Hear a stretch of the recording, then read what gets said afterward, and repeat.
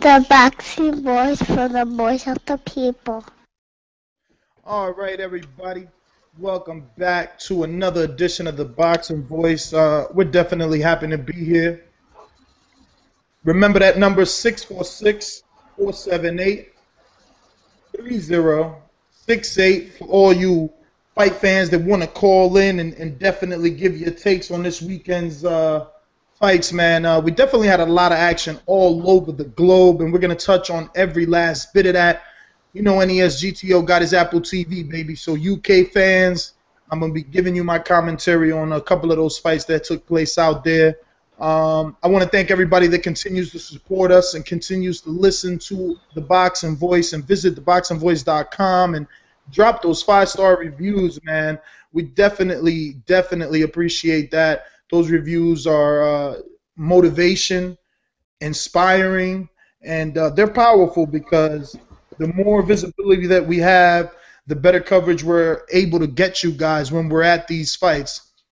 And these reviews, they're a crucial part of making that happen. I just want to take quick note to about 3 guys here that gave us a review. First one comes from Useless Warnings, and the title is awesome.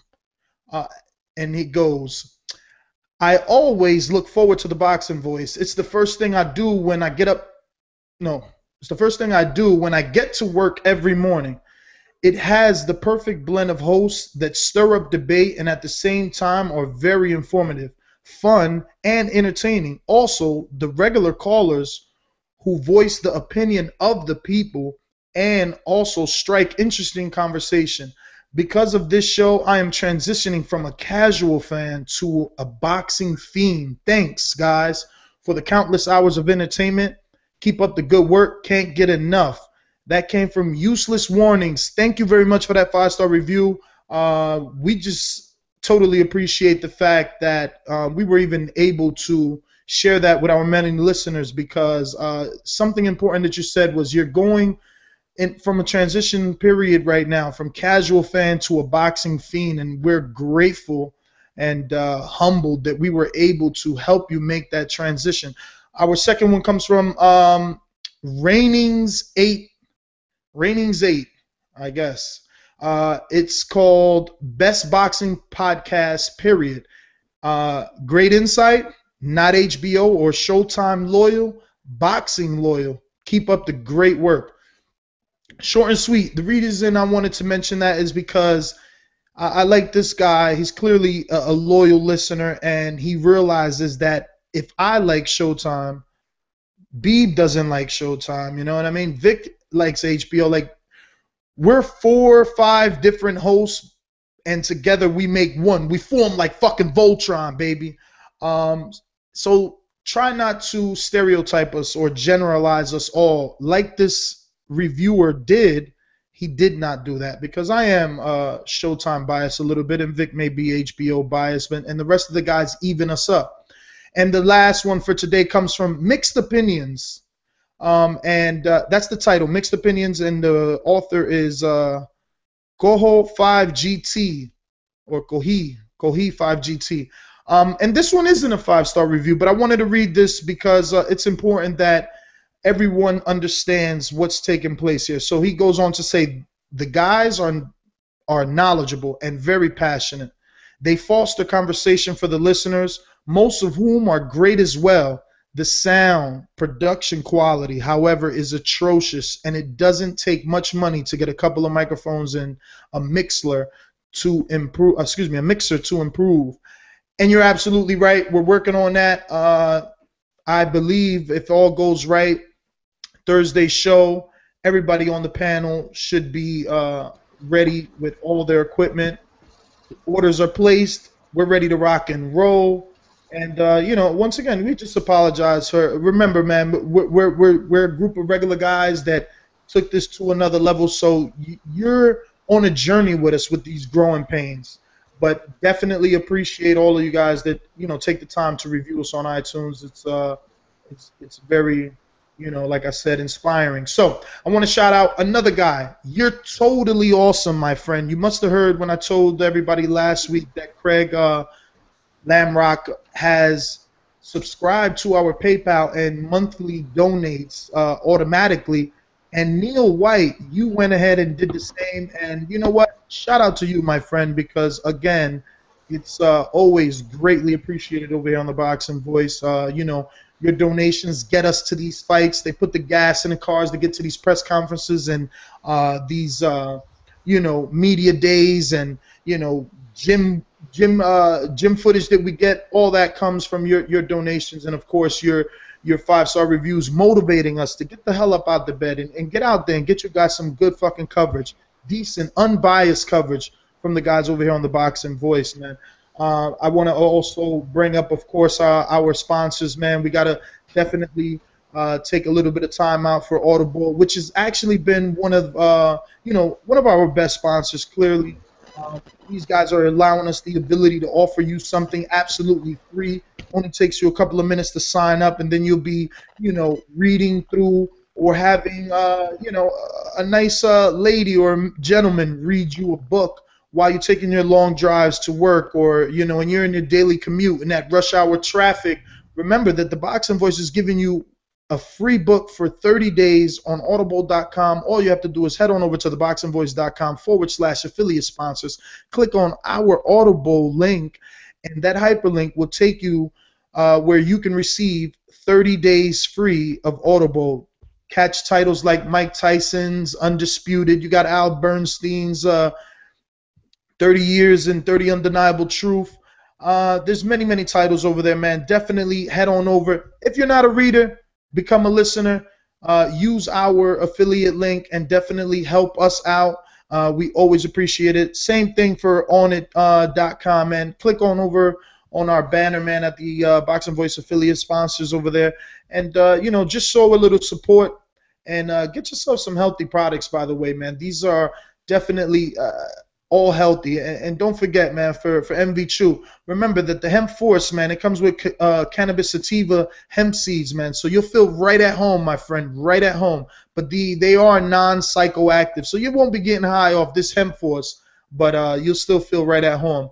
Remember to call in 646-478-3068. We got a lot of boxing to talk about. Fights took place everywhere. So I think we should just jump right into it, man. You're listening to the Boxing Voice.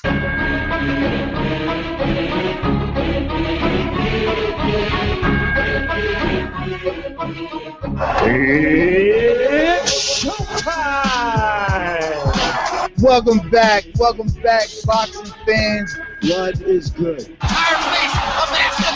Blood is emotion. Too much blood coming out of the eye. Blood is a story, a drama. Deep gas, blood pouring right into his eye. Blood is what we want to see in terms of passion. Blood streaming now from the cut in the eye, nose, his mouth, his cheeks swollen, and he's still gone. What we want is a bloody good fight tonight. We have Heather, the Heat Hardy. Is this you? This is me. I think I need to talk to you every night because you make me smile and blush over here. Never been a lame-o, never been a lame-o. Yeah, I love the trick. I'm okay. You're serious? You're serious?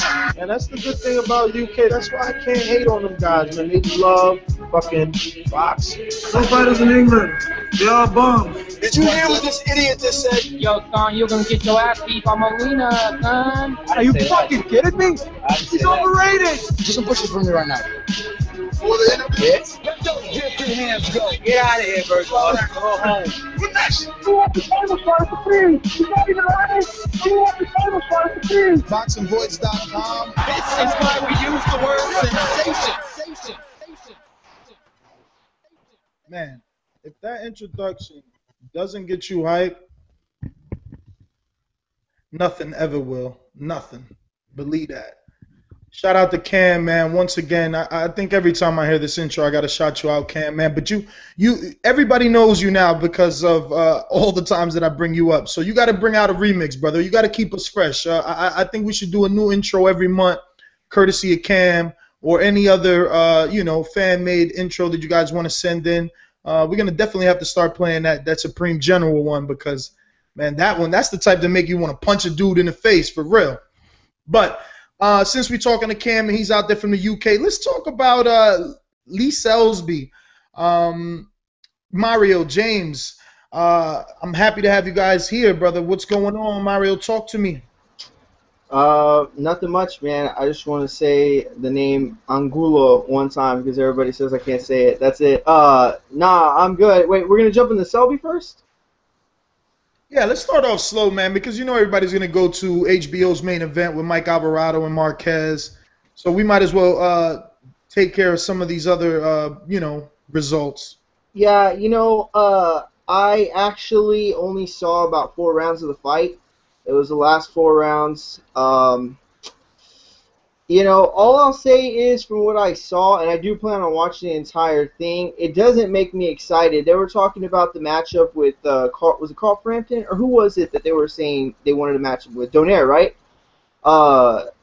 None of that makes me excited. I just, it wasn't the kind of performance that I thought, and again, actually I saw about 5 rounds. It just, nothing excited me really, but to be honest with you, I really need to go back and watch it. He looked a little sluggish, or at least more sluggish than I've seen him in the past. I've seen about 3 or 4 of his fights.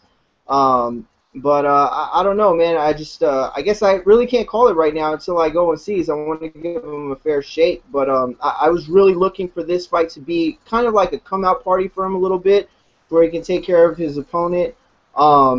He didn't take as many openings as the opponent was giving him towards the end. But I don't know, man. I can't call it. What do you think? James, did you catch this fight? No, man, I was a bad boxing fan this weekend. I only saw bum fights on Friday night, ESPN, and then I saw the HBO broadcast last night. All right, well, we'll go into some... over, bro. Oh, no, I saw the Showtime. I saw Frank Galarza, too. Selby was quoted saying that he felt, and I quote, "I proved that I could box well on the back foot, and it's time to move on now. I could hold my own against any featherweight, but it's up to my team where we go from here," unquote. Now, problem that I have with this is that basically direct contradiction, Eddie Hearn said that Lee's in at the deep end now. There are no easy fights out here for him, but one more and then it will be a world title shot. So he's going to regress him because this was an eliminator for anyone that doesn't know. This was a final eliminator, actually, that took place. And clearly, isn't Johnny Gonzalez the champion at WBC? Yeah, but let's be real. Nowadays, me and you can fight, and we can find someone to give us a final title eliminator for some shit. Yeah, but that may be so, James, but the thing about this is when you're dealing with any sanction, it doesn't even matter if it's the IBO. If you decide not to fight that mandatory, you are going to have to pay step-aside money. Now, as the name gets greater or more popular, clearly the step-aside money becomes more, and if not, the main reason that the fight gets made because the other guy, like, for instance, Deontay Wilder, same sanctioning body, WBC, he said he'll take some. Severn just got to pay him $10 million. So if you can't agree on that step-aside money, then you have to fight your mandatory. And, I guess Selby's just going to take he's going to step aside probably for free, being as though that his promoters don't feel that he's ready for the Abner Mareses of the world. And speaking of Abner Mares, we all know that he lost by knockout to Johnny Gonzalez. He's been taking forever to come back. Now we hear he's training with Virgil Hunter. He's supposed to be getting some sort of a defense, I believe.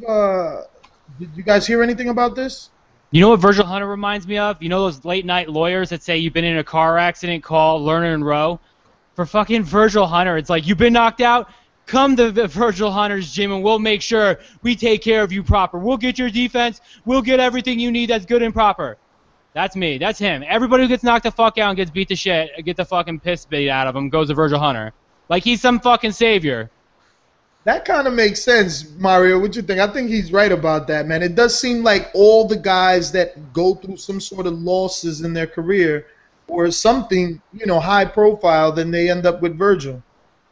Yeah, when we were talking about this on Thursday, the show after the news had broke, and I just don't get it. And you know what? James might have just finally hit it on the nail. Like, we talked about it for about 10, 15 minutes, couldn't really come up to a definitive answer as to why Mares would, number one, leave a guy that he was so high on and things that he had such high regards about for another guy who hasn't had a great year this year, first of all, and two, stylistically, they just don't seem to match well. But you might be right. I mean, it might be one of those things where, and actually, no, Ness, you touched on it too, the whole thing about Khan and moving over there, and the fact that Khan hasn't gotten laid out flat maybe is some sort of incentive for Mares. Well, if he can, take the most valuable glass jaw in boxing and not let it get shattered in his last 3-4 fights, then maybe he can do the same for me. But I don't know. I've seen Mares take good punches too, so I'm not sure. Mares would do real good going to Ronnie Shields. I think he would reinvent that man and make him as good as he was before the knockout, if not better. Now, the thing is, we gotta give Virgil some credit because, like you said, Mario, Amir hasn't been knocked out since then. And, if there's anything that they do good at the Virgil Hunter camp, it's definitely holding and hitting. And Mares is a guy that, he likes it on the inside. He brings the fight. So he could definitely use some sharpening in his inside fighting game because he's very wide at times. But we're being thrown for a loop here with Mares. Let's keep it moving, man. I want to switch to some headlines. And now after last night's events over at HBO and at the Forum, top-ranked CEO Bob Arum clearly is intending to do a possible fifth fight with Manny Pacquiao and Juan Manuel Marquez in November in Macau. But if they can't do that, they're saying the backup plan is Ruslan. Now, at one time, Ruslan declined this fight because he and Pacquiao clearly share the same trainer in Freddie Roach, but later Pavatnikov's changed his mind and said that he's open to the idea of fighting and he's accepting the fight. So I think I like that fight because I never thought highly of Ruslan. I mean, it's on record. What the fuck? I called him a bum probably for losing to Herrera. More than once. I'm looking stupid because look at what Herrera was able to do versus Danny. He gave Alvarado hell. So here's this guy in Ruslan that, say what you want about the Bradley fight, but he took a world-class fighter to the brink. Luckily, Bradley was an intelligent fighter and took a knee because a more powerful champion would have tried to keep fighting and got knocked out. So Ruslan has that loss, but it's really what catapulted him into this baby superstardom. And then he's got the pulverizing of Mike Alvarado. You know what I'm saying? And his relentlessness, man. I think that moving forward and swallowing my words, clearly realizing that I was wrong about him, maybe his pressure is, just what the doctor ordered to finally, beat a Pacquiao. Well, I'm one of the guys, and I think Vic said it too. There's been a few callers over the last week or so that have said, I don't want a fifth fight with Pacquiao Marquez. I don't. At the press conference, Bob Arum actually talked about the fact that Max Kellerman asked him the question, and he said, Arum said that, he quoted Arum saying, he quoted Marquez, I'm going to go back and discuss things with my team and analyze it. Arum said that led him to believe that he's going to make the fight. That didn't lead me to believe he was going to make the fight. In fact, the polar opposite. When somebody comes off of a sensational win, and especially when it's magnified by the entertainment value in the fight, your adrenaline's up. I mean, you're pumped. You think you could take on the world. I'm assuming. I've never been in a fight myself, but that seems like what it would be like, and that's what we've seen from other guys in the past, whether they call out Mayweather or Pacquiao or whatever. Marquez's reaction was almost like, no, I'm still the A side. I don't care that I lost to Bradley. I don't care that Bradley lost to Pacquiao. I'm still the A side. It's still my decision if I want to give Pacquiao the shot. It seemed like Aaron tried to mold it into the promotion that this fight was for all the marbles to fight Pacquiao, when Marquez, on the other hand, was saying, no, I'm all the marbles. You don't have them. I have them. The balls are in my court. And essentially he's right, because I don't think Marquez is going to fight. So you move on past that, and Provodnikov, in my opinion, oh my God, I would love it. And the fight never really seemed to ever have traction based on the fact that it was Provodnikov that didn't want to, get rid of Freddie Roach. He didn't want to fight somebody in his own camp, and he's really come up off of that issue. He seems to be completely okay with it, and I think that that fight, in my opinion, I'm actually higher on it. I would love to see that fight, their styles, their come-forward attitude. And I can't say, and maybe this is the fact that Marquez-Pacquiao is still fresh in my mind, I can't say that Provodnikov doesn't have a chance to win. And that was a double negative. What I'm saying is I think Provodnikov has a chance to win that fight. I really do. Yeah, for one, I definitely think that Marquez wants to take this knockout win and kind of walk into the sunset with it and kind of close the chapter, kind of like that kid that beats you in the basketball court but refuses to give you the rematch and goes home because the lights are on. So I think that he wants nothing to do with that because, I mean, he was losing that fight before that, even though he got the knockdown. But I think he just kind of wants to walk away and take his ball and go home. But I'm in the camp. I've always been this way. I'll always continue to be this way. If you get knocked out and you want the rematch and you were the A side and you were the champion at the time, you deserve your fucking rematch. And the guy who took your title from you deserves to give that to you. And it's only fair because I'm a very prideful man. There's prideful people in the sport. Boxing it's a fighting game. This isn't playing chess, all right? I didn't just outmove you. I knocked you the fuck out, and I think Pacquiao deserves his revenge. I think he deserves to allow to get back in there. So I wouldn't mind a fifth fight, to be honest with you. Everyone that says that they don't want to see a fifth one, none of us wanted to see the fourth one. The fourth one wound up being one of the most exciting ones ever. So let's be real. I mean, a fifth fight will. If one thing we know is that we're going to get exciting fights from Manny Pacquiao and Marquez. There's worse fights that could be out there. But with that said, I think Ruslan Provodnikov with an aging Manny Pacquiao would give him a lot of fits. I think that Ruslan would go right at Pacquiao. I think they've seen enough of each other that I think Ruslan's confident enough to say that he knows what Pacquiao has. He's seen him enough in the gym. He's being trained by the same trainer. He knows the same tricks. He knows the same combinations. Although they're different fighters, he still has a good idea of how Pacquiao's training. So, I mean, I want to see either one of the fights. To be honest with you, I won't pick and choose. I'll kind of let them decide. I don't think Marquez wants Pacquiao, but I think Ruslan. If you think Ruslan is going to get Brandon Rios by Manny Pacquiao, you're fooling yourself. James, you know what? And give me 15 seconds to say something about what James said. And I wrote it down in my notes. I can't believe I didn't say it. He's absolutely right. It's pissing me off so much to hear Marquez. I don't care if I'm 7th, 8th, 9th, 12th generation Mexican.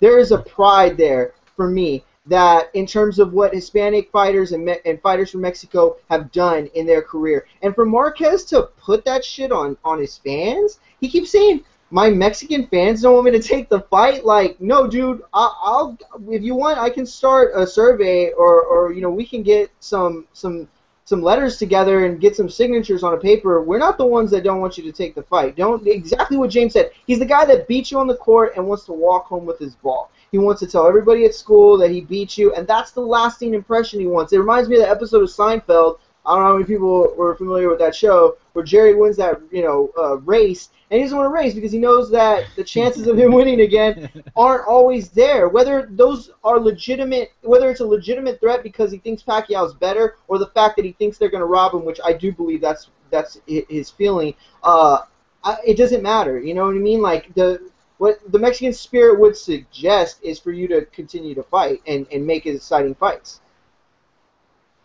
He needs to do his job as a fighter and get his ass in there and shut people up. Absolutely. Just shut people up. Well said. I agree with the both of you guys, but I'm kind of a dick myself, so I understand where Marquez is coming from. I mean, this is the frustration of not being able to get the call. Like, in his eyes, he won those 3 fights, so it's like, yes, I fucking did it. Is an exclamation point at the end. Fuck, there's a period, and I'm done. Like, now he's got to chase me, and he's probably going to get more money by acting as if he doesn't want the fight. That being said, Great point. I would much rather see Kovatnikov versus Pacquiao. Me too. Because if Manny Pacquiao can beat Kovatnikov the way that he beat Cotto, Margarito, even fucking Clottey, I mean, if he can beat that Pacquiao, he can beat Ruslan in that fight. He's a fucking bad, bad man. Let's take it out to the streets. We burned it down a little bit here. Let's head up to Robert Ortiz. What up, Robert? Muscles glasses, go. Yo, Rob. Okay. I'm gonna have to come back to him. He wasn't expecting that one, huh? 215, you're live on the Boxing Voice. Who's this? No, I'm just listening. All right, brother. Yo, you always do that to the female callers. That's definitely a girl, dude. I'm sorry, 215. I'm sorry. You should talk if you're a girl, you know, because that would make us big. We love that we get female callers here. Let me see. See, when all else fails, you know who we can go to. Introducing the hard-hitting ringside Robbie. Ringside Robbie. Hey guys, no, I'm always here, and as much airtime as I can get, that's wonderful for me. Oh, Robbie. You know what? Robbie, before you say anything, Robbie. Go ahead, James. No, you're alumni of this show, bro. Did you not pick Alvarado? No, I did not. I picked Marquez. Damn, I thought I was gonna call you out, but instead I got called out myself. Shit. Nope. Robbie picked Marquez last show. On the fence, the whole show was Ness. Okay. I picked I picked Marquez last time too. Mario hasn't eaten his yet, but I'm sure he'll get shit from other callers. So I'm willing to just concede right now for that. I picked Marquez. Let me tell you something. Did you really? I'm not a stupid boxing fan. I picked Marquez. Oh shit! Yo, somebody's gonna call in to put another throw on you, Robbie. Robbie. Yeah, Just for the record, I was on the fence, but the podcast is out. It's been out for a couple of days now. I picked Marquez, so I'm feeling good. I know you did, but since James wanted to give me a bad time, I wanted to point that out to him. So. Yeah, you know what? I gotta take the punches, bro. I just gotta turn my head with it. Bro, just do it. But hey, you know what? I love both of those fights, and you know I agree with I agree with James on this one. Pacquiao deserves to get his revenge. Look, if we're gonna get on people for not taking rematches, like Broner, Broner's supposed to be fighting Maidana because he's got to face his demon. Abner Mares, he's got to face his demon. He's got to fight Johnny Gonzalez. Marquez can't whip out and not give Pacquiao his rematch because every fighter deserves to face their demon. And yeah, you know what? They fought 4 other times. So what? But you know what? I've been entertained by all 4 fights, so I would not have a problem with number 5. And I'm not going to have a problem with Pacquiao Provarnikov either. I mean, that's going to be a great fight because Alvarado would have been a replay of Rios. But you know, the Russian Rocky is not going to be no replay of Rios. That's going to be a great fight. The Siberian Rocky. Well said. Yeah. You know, well said. That was a good call there, Robbie. So I don't want to get you off real quick. So I'm going to leave you on because we definitely before we go into another caller, we definitely need to get into another fight that took place. Everybody's favorite in the UK until Kovalev came through and crushed him. Nathan Cleverly made his debut at cruiserweight last night. And I watched this one as well. Sean Corbin, this dude's not a boxer, but that's just another thing. You know what I'm saying? Cleverly looked good, though. But he's still doing the same old things, you know? He's acting like he's the bigger man and the stronger man. And he got a second-round knockout, you know? So, he digs to the body, too. But I just don't know at cruiserweight, like, what does he really do if it's not on a domestic level? And before I kick it off to you guys, speaking of domestic level, that's what he intends to do is fight, I believe it's Tony Bellew. Bellew. Yeah, Tony Bellew. So I like that fight. What do you guys pick it up and let me know what your thoughts is on this crazy thing? Go ahead, James. Oh yeah. Okay. To be honest with you, I didn't really necessarily buy into the hype of Nathan Cleverly, but I watched a lot of his fights even before he fought Kovalev, and I kind of was high on him in the sense that he's very technically sound. He's a very technically sound fighter. He listens to his trainers. He knows how to move his feet correctly. There's just certain things about him that he doesn't understand. Like, he just didn't have the experience with Kovalev when he got hurt. He really never had a chance earlier in his career to kind of figure out how to do that. I mean, I could tell you if you get punched in the face and you're kind of seeing stars and you're going to sleep to grab onto someone, but until it really happens, you really don't have the experience to be in there and kind of do it live action. And that's kind of always been my issue with him, is where he's always lacked the experience. He's always kind of fought, I guess, these quote-unquote bums or these fucking trash workers that are working outside the building that they picked to put in the ring with him. But a fight with Tony Bellew, I think, would actually be really good, man, and be good for him. And I never thought he had an issue at light heavyweight until he said something. He never talked about having issues losing weight. So I think it's almost, I hate to say that he's ducking the light heavyweight division, because it's kind of tough to say that because I'm not in his mind frame and not around him. But I think he moved up to cruiserweight because I feel like it's easier up there. I mean, he might not have to kill himself to make weight. And again, I'm not in his training camps. I don't watch his training camps. But I think that he could be a technically sound boxer if he wants to, similar to what Victor Postal showed us last night. He just keeps you on the outside at the edge of his fist and just works you. That's a great compare. No, that's a horrible comparison, because Cleverly and Postal do not fight alike at all. No. But I don't think he's saying that. I think what he's saying is you can use those kind of strategic measures within a boxing ring to get the job done against guys that would otherwise give you fits. And I'm right there with James. I always liked Nathan Cleverly. But for me, the problem is I always thought he was limited. I never saw what he does in the ring evolving any greater. I thought he's capped off. It doesn't matter if he wants to move up to cruiser. He talked, a few years ago about moving down to super. To me, it just doesn't matter. He's kind of like a kitschy fighter now to me, where he still draws, I think, fairly well, if I'm not mistaken. I'm not sure what the tickets were like or anything like that on his side, but he's a guy that I like to watch fight. I like him to watch fight. The Tony Bellew fight, their first fight, he won that. Wasn't it a split decision, or what was it? It was a majority decision, right? When he fought Bellew the first time. It was close as shit. I don't remember what the exact was. It was close as shit. And it was a good fight. I like that fight the second time around. It's a good look for Cleverly, a person who really, like I said, he's peaked off. And where's he gonna go from here? He's not gonna win any significant titles, in my opinion. The division stacked with some of the greats, and these guys are already implemented in their places. If he had any chance to take over a division, it was going to be the light heavyweight, a few years back, and he was being groomed for that. And he obviously, it just blossomed. Adonis Stevenson comes out of nowhere. Kovalov, Bernard Hopkins is still, running around, and it's like you kind of feel for the guy. I think he had all the talent in the world, and again, I appreciate his ability. I just think it's limited. For the record, it was a majority decision. Was it a majority? Okay. Yeah. It was close to shit, though. Well, I'm not as nice as you guys.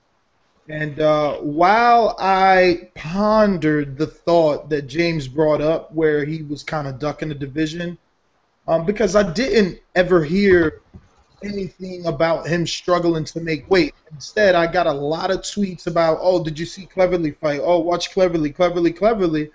And it was a lot of talk that he was going to get a Bernard Hopkins fight.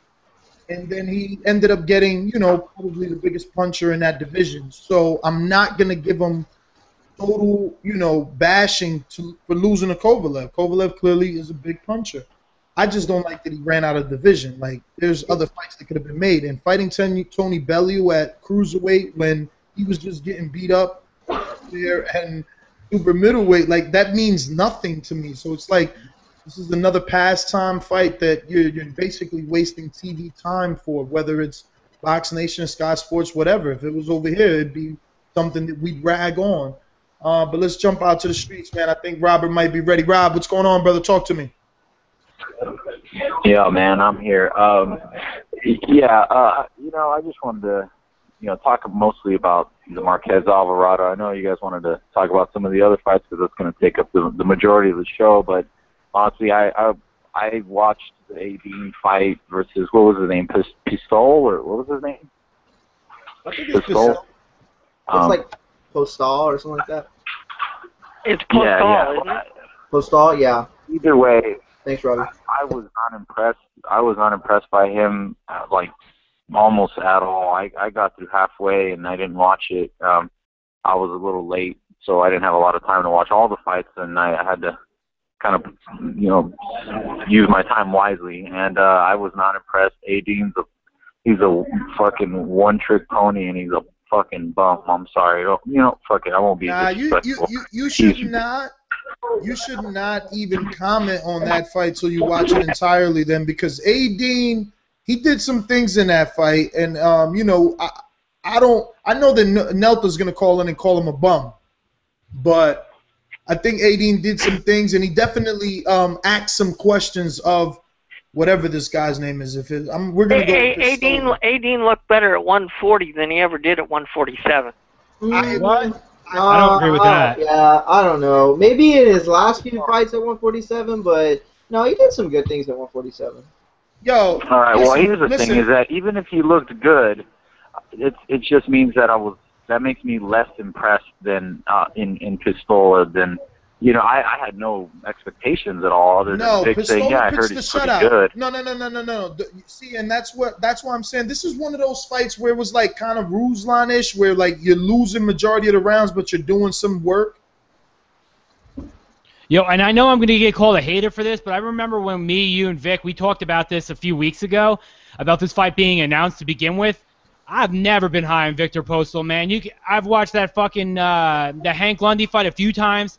That dude I mean, Max Kellerman, I rarely agree with that man. I think it was Max Kellerman last night, but he said it exactly. It's not like the dude, it's not like he slaps his punches, but he hits you with a little bit of power, but it's not enough to keep you off of him. And last night, if anything, it should, what? Yo, okay, first off, he doesn't have it. No, his activity and his jab kept, I guess, a C-class fighter, Selchik Aiden, off of him. That's all that happened. Yo, Robert Guerrero did more work with that man than he ever did. He's got enough power because that uppercut put Aiden out, and that was an accumulation of punches. That man threw 1,000 punches last night. That's more than any of those he's ever seen before in his career. Nah, he got hit on the button with that shot. I think regardless of what he landed prior to that was going to send him to the canvas. There you go. It wasn't the first time he wobbled him either. He's just an accurate puncher. I'm just not high on Postal, man. All right, well, I'm just going to go on the record and say I'm high on the dude. I'm high on Oh, my God. I'm going Postal now. I'm high on his work rate. I'm high on his movement. I'm high on his ring general. You're high on weed, bro. You're high on fucking weed. You're a fucking hater. You didn't watch that fight. That's what happened. I'm for sure a hater. I don't know what it is. I've been sipping it so much lately. I don't know why. I really don't. No, what I loved about that particular fight is both fighters did good things. Yes. Yeah, they did. They definitely did. Yo, let him get in there with Matisse. He gets iced in 3 rounds. It was a good scrap, and it was. I agree. It was a good scrap, and it was a good barometer to know where Postal's at. Because now, that he adds some interesting things to that division now. Now, I have a problem with, and I'm your neighborhood fucking Spider-Man when it comes to, pointing out the bullshit that HBO is doing. And last night, it was fucking horrible how many times they mentioned wild card just to boost Postal's name up. He's like, oh, he's working in wild card. Ruslan comes out of wild card. And then the fucking Miguel Cotto interview, like, oh, have you ever seen him training? Do you understand that the public trains at wild card too for like $30 a fucking month? Shut the fuck up. I don't care. Yo, James, you know what the problem is? That they're so thirsty right now for stars, and they want to force feed. That is prime example of force feeding your viewers a fighter. But let's let Rob get back to his call because he opened up a can of worms. What's going on, Rob? Well, I started by saying I don't really want to talk about it.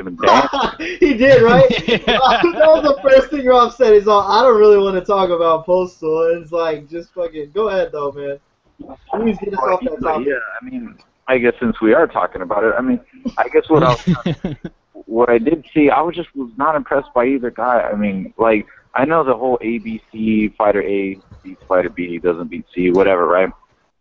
But Robert Guerrero was completely embarrassed, like, holy fuck, against what's his name? Oh, never mind. I was thinking of Soto Karass. But even Soto Karass got just destroyed by Thurman, and just like, I don't know. Maybe I gotta get my box rec open because I don't want to screw up here. But what you're thinking of, Rob, is Aiden had fought both Guerrero and Soto Karass.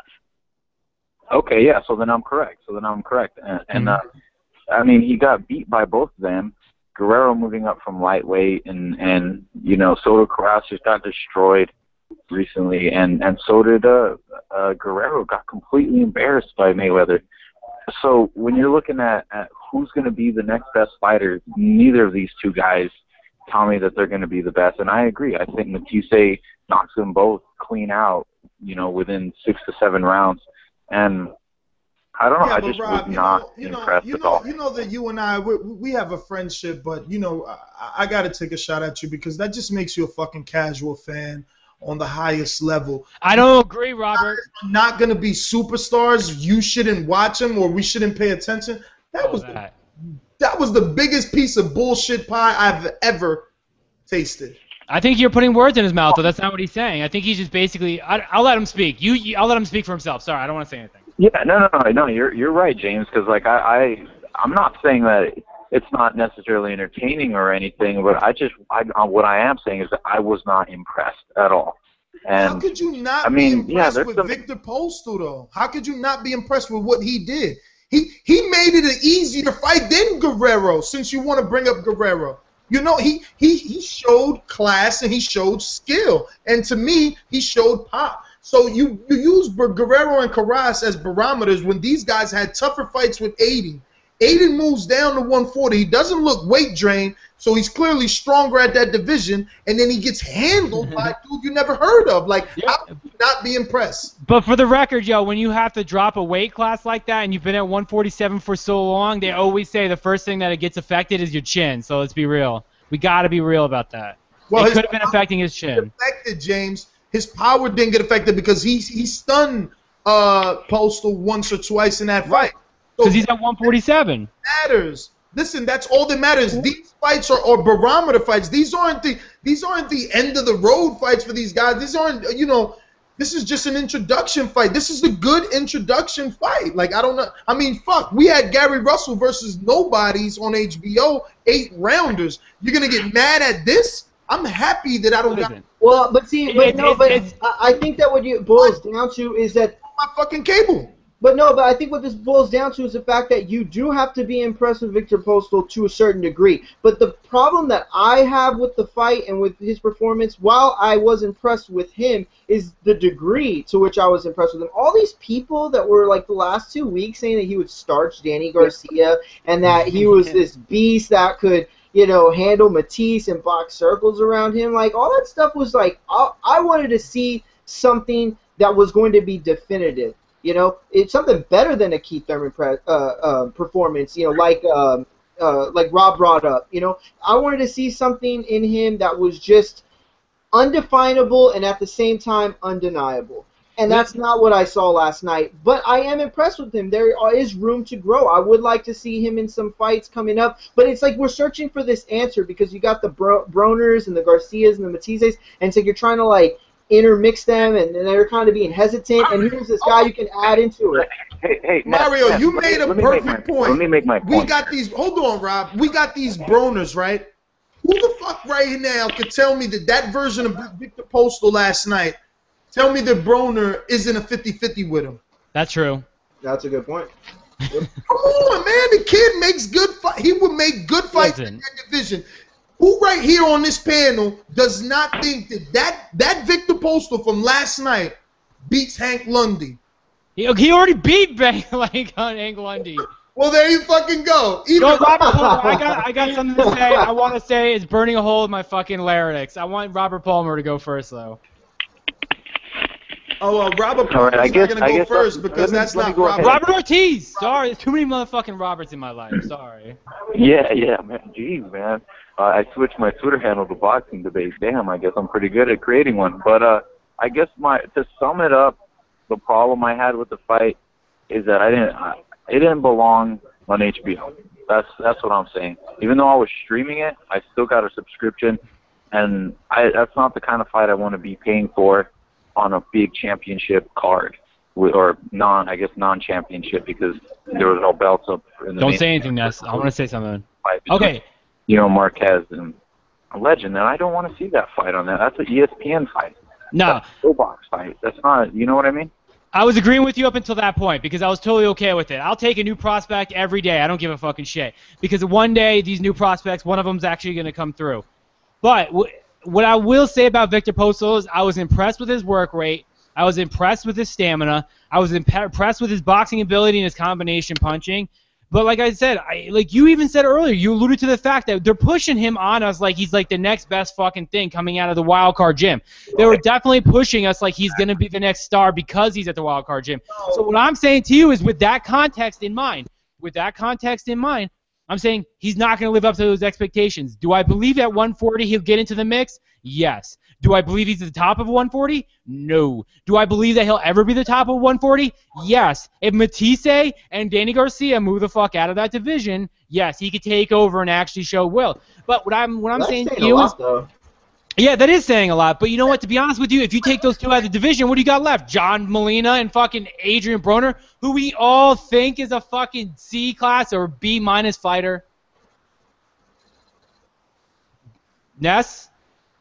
Go. I lost my train of thought. That's what I was trying to tell you. That's what I do. I hit you. That's what I call verbal jab. That was the verbal jab. I made you reset, bro. No. Listen. Oh, this was my thought, right?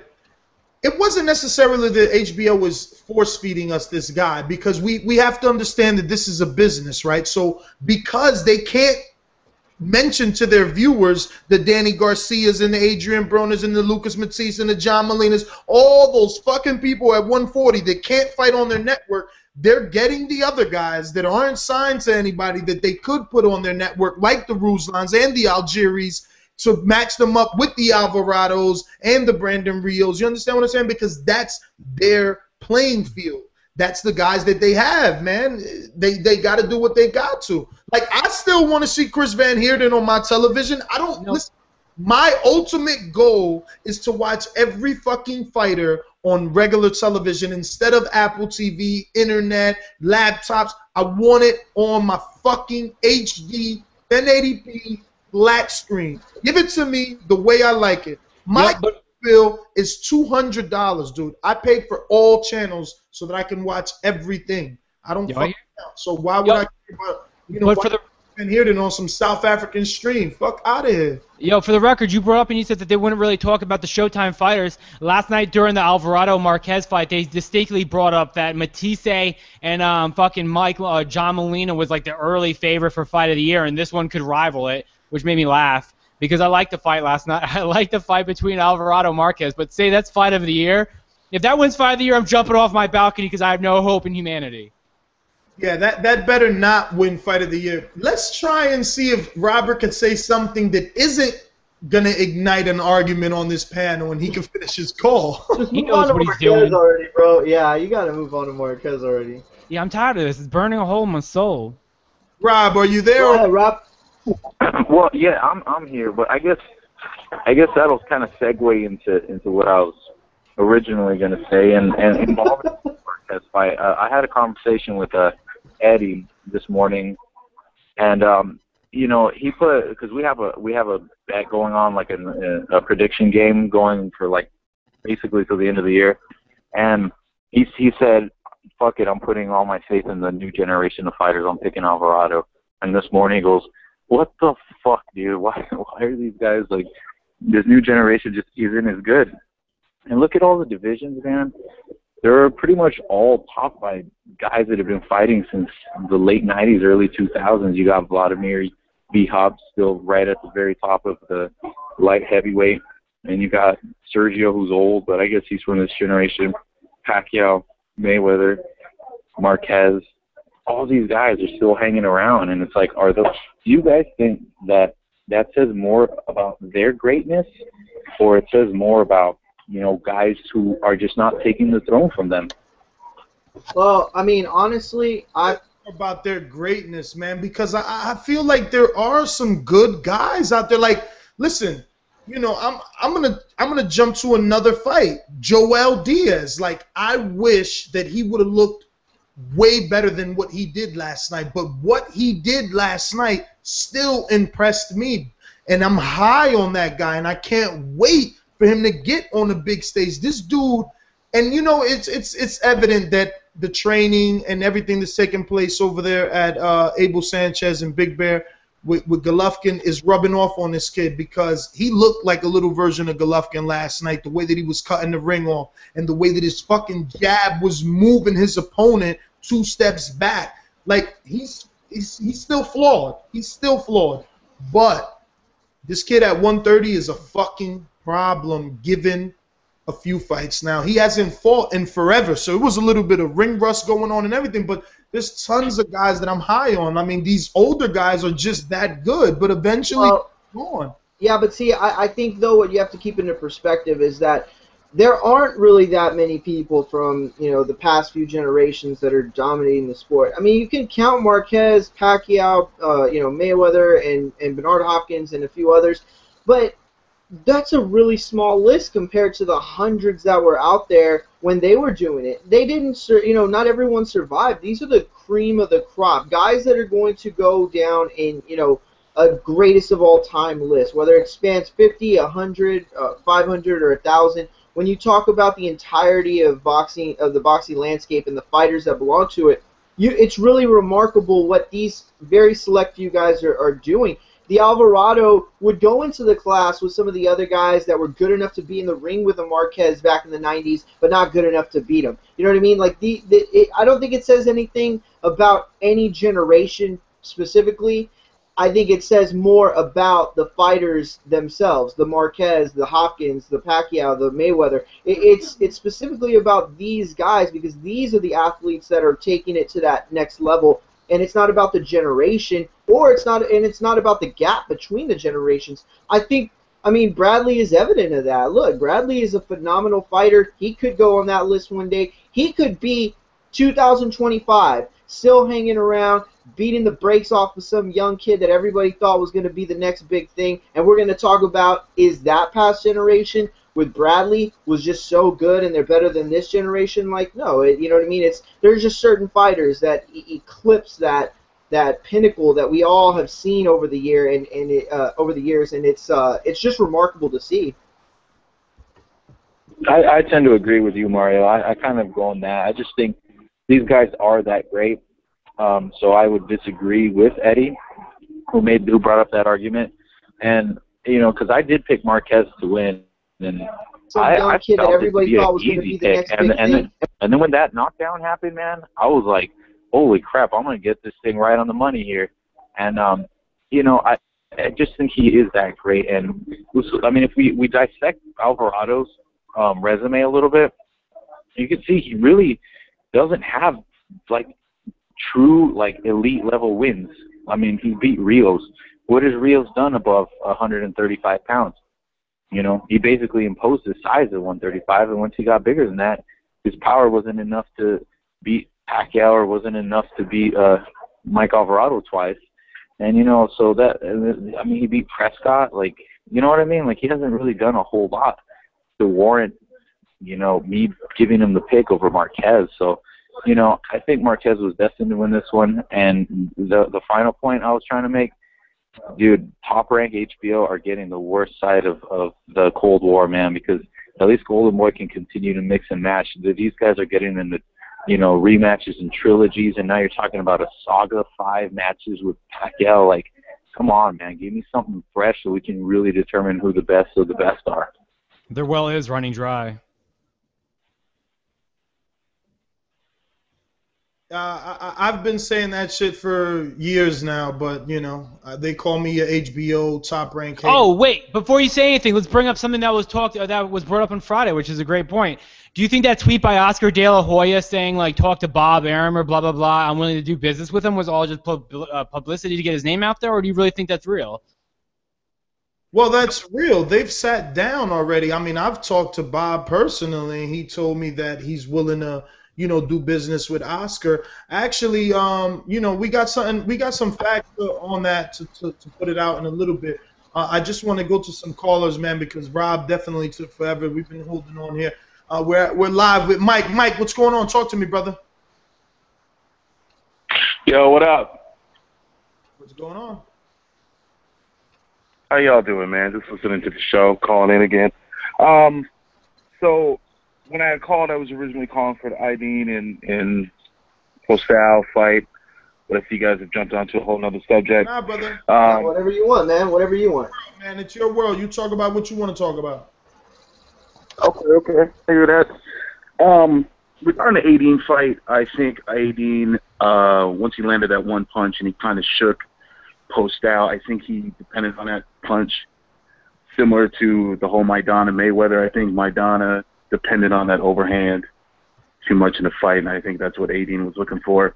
And regarding Postal and his punching power, no, he doesn't have a lot of pop to him, but he throws 100 punches around, so he's not going to throw 100 power punches. So I think when he finally knew that after hitting Aiden in the face 200, 300 some times, worked the body a little bit, slowed him down, I think that's when he started to impose a little bit of pop into his punches, because he knew by then Aiden really couldn't see where they were coming from, because he started to get banged up. But I do think he's a decent fighter. I mean, he's no elite fighter. He does have great ring generalship. He turned him around a lot. He kept him moving. He didn't keep Aiden planted on his feet when he was punching. So Aiden really couldn't oppose a lot of his power and a lot of his pressure on him. And I think he did overall great work. And I think somebody who is an enthusiast and who watches the game really had an appreciation for the way that he fought. He fought a very, very smart fight. He almost got knocked out, and yet he still remained confident and he remained patient. And he's just not he probably won't get the big exposure because he's not a guy that tries to go in and knock people out. But then again, Mayweather isn't a guy who goes in to try to knock people out, but people respect his way of fighting. And for the people that are pure enthusiasts regarding that, I think people will respect Postal too. So that's pretty much what I had to say on that. Well, Mike, thanks for calling in. I definitely agree with you. I'm glad that you enjoyed that fight, unlike James the hater. We got to get James down. Yo, what? I never said anything about not liking the fight, bro. Are you kidding me? I liked it. You didn't like Victor Postal. You wasn't beat for him. Whatever. I don't give a fuck. I don't like any of the Fast and Furious movies. Like, they're not my favorite, but for whatever fucking reason, I keep watching them. What? You don't like Fast and the Furious? That's it, man. Uh-oh. You on Facebook. That's a new kind of word. Yeah, we're gonna have some fisticuffs when I see you in a few weeks, bro. We're just gonna throw down in honor of Paul Walker. You, man. Let's go to another caller here. 803, you're live. 803, you're live. Where you calling from? Oh yeah, I'm calling from South Carolina, but I'm originally a New Yorker, and I just didn't see the Marquez fight, but a friend, tuned me in to plug in on this call conference here, and my friend and I didn't see it, but they said that Marquez looked like he was juiced up because at 40 you don't have acne on your chest. You know anything about that? Because I haven't seen a fight, man. I just wanted to know because he said he was juicing. Is there any case for that or any kind of rumor? I know there's no facts to it. For the record, just to bring this up. During that fight. For the record, any 40-year-old man that doesn't have chest hair is clearly shaving. He's probably breaking out because he's shaving his fucking chest too goddamn much. Yeah. Okay. That and is another true. thing. That is true. That if you shave, you're liable to get razor buns. But let's be real. This dude had mega acne. He had a lot on his back when he was bent over in the beginning of the fight. I haven't seen the fight. See, I haven't seen it. No. I'm just speaking in general, 803, and I'm gonna come right back to you. If you want to go to the beginning of this fight when they're introducing Marquez and he's bent over, you get a full view of that whole back, and that shit is full. Then when he rises, you see that chest. And all I'm going to say is I'm pretty sure you can Google this. Allegedly, people that take steroids have bad acne. That's not allegedly. That's true. Because it raises your testosterone. That's why teenagers get acne, because their testosterone levels going through the roof when it normally wasn't. Well, there you go. But I didn't see I mean, I guess if you want to include stamina in that, but I mean listen, Marquez, I just knew, and I kept telling you guys last show, he's just better at what he does. Alvarado was all over Marquez and couldn't even land. Marquez was looking like the fucking Matrix in there. It was ridiculous. You know what though? Definitely one of his better versions. That was like one of his good. That was a really good performance by Marquez in that fight. And really quick, 803, since you didn't see the fight, the one thing that I will say that kind of got to me, because, I mean, there wasn't really, like, anything that would allude to the fact that he definitely took steroids for this fight, but I'm still not convinced, for the last maybe couple of years. So at some point or whatever, and I don't like to speculate, I really don't, but all I will say is this. Alvarado looked like the clear big guy in that ring. Yep. And even though Marquez went down, he ate some decent shots that, I just can't see any other natural lightweight who blows up to 147 taking. I don't care, who they are. I just really can't see some of these guys taking that shots. But look, I don't want to speculate. I'm not saying that for sure says it. 803 says he didn't see the fight. That's all I'm going to say is he's talking about the back knee as far as that being a precursor for steroids. And all I'm saying is that, if you're a stronger guy due to PEDs, I think maybe taking a shot off a bigger guy could be another, evidence, another piece of evidence. Yeah, but in the words of Joe Habib, steroids don't give you a better chin. Yeah, you're right, and you're right. He's always had it. But for reals though, steroids will give you better neck muscles and also increase if you're working out your jaw muscles. What it does is it allows your body to recuperate and give you. I think it's like. Whatever the fucking testosterone does, I don't want to pretend I even know, but I know that what it does is gives you better muscles. And if you're working out your jaw muscles, why the fuck would it not give you bigger jaw muscles if it gives you bigger backs? Exactly. Man, you guys sound like some fucking conspiracy. No. See, that's why I don't want to. Listen, I'm answering the callers. Callers. That's all I'm doing. All I'm doing is giving the facts that he did not have because he didn't see the fight. Yes. For the record, anyone who comes from such a small weight that refuses to take certain tests or prefers to take other tests over others, basically, if you're not willing to clear the air like Tim Bradley or other people that take VADA, I believe VADA is the best one or whatever it is, if you're not willing to just basically dust your hands off and say I'm 100% alcohol, I mean, it's hard to say that you're not. Why would I not?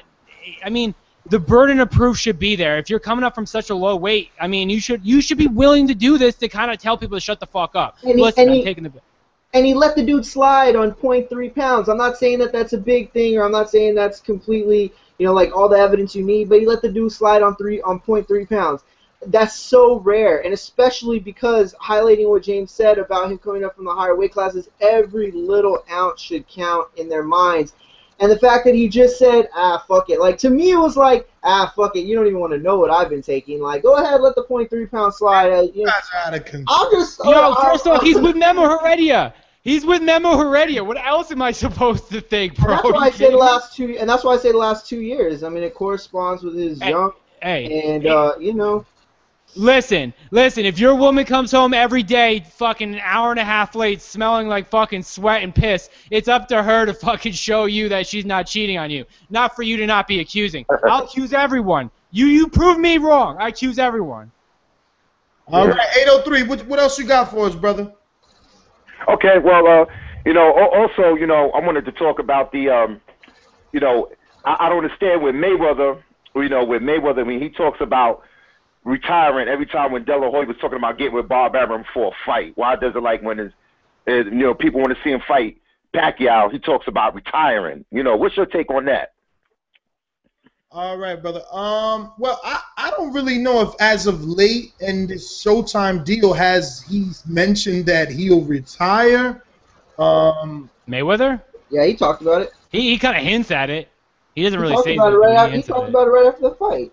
No. Yeah, I thought he was saying that shit before the fight just to boost up sales, because even Showtime said, "Oh, this might be your last fight," but then he had a post-fight. That's what I thought. He had a post-fight with Brian Kenny or one of them dudes on Showtime. He was like, "Nah, I'm gonna keep fighting." Yeah, because he even said that he was willing to give fucking Maidana a rematch, but then he was just like, "Oh, the money needs to be there," blah blah blah. I don't think he's going anywhere because let's be real. It sounds crazy. It really does sound crazy, and I tell it to people all the time that ask me. I really think that dude's living paycheck to paycheck. $36 million is a lot to pay. It's a lot to spend. But I don't think he has as much money as he wants you to believe, or we think he really does. I think he blows through a lot of that shit. That's just me. Living the lifestyle, maybe, but this is what I'm going to tell you.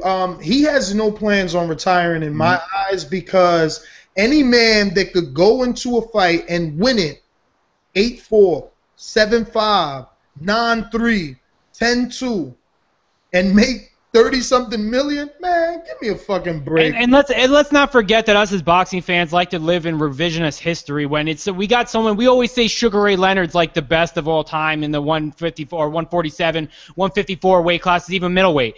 But let's not forget, towards the end of his career, he was getting knocked out by Hector Camacho. He was getting knocked out by other people, or just losing to other people. So we like to forget the last fights that fighters have, and Mayweather might understand that. We'll remember his highlights. We won't remember the end of his career. Well, I don't think the end of his career is that bad. I on the other hand, am happy that he fought guys like Guerrero and guys like Canelo, like Maidana. Yeah, because Guerrero, everybody, he's fighting them all. He's not ducking anybody. I mean, it was at a time where Guerrero was arguably #1 in the division. I guess, but at the same time, man, if I was in the same position as Mayweather, I'd be calling out Manny Pacquiao every chance I get. But it's really easy to say when I'm on the other side of a microphone of a podcast and I'm not in the limelight of boxing. Well, you talk about him being broke, but you can't forget about all the money that Filthy Rich record brings in. I'll just play it off. Yeah, and his great stable of fighters over at TMT or whatever the fuck. Yeah, he's made his way. He's made his way. Ken, they gotta buy their own shirt. Hey, how you guys doing? We're good, bro. Man? Great show. It's funny, you're talking Marquez Mayweather, and it's interesting that I know, besides promotional issues, don't you guys think it'd be nice to see those two fight with Marquez actually acclimated at around the same weight that Mayweather walks around at? I really, personally, I don't mean to dog on you, bro, but I don't want to see that fight ever again.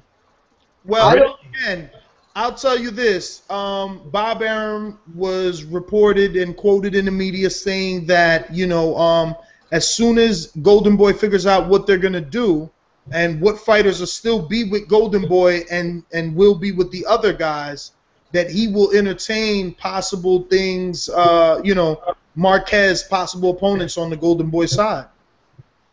I mean, what this fight did for Marquez last night was kept him very relevant. He's been doing this for a long time, beating up younger guys.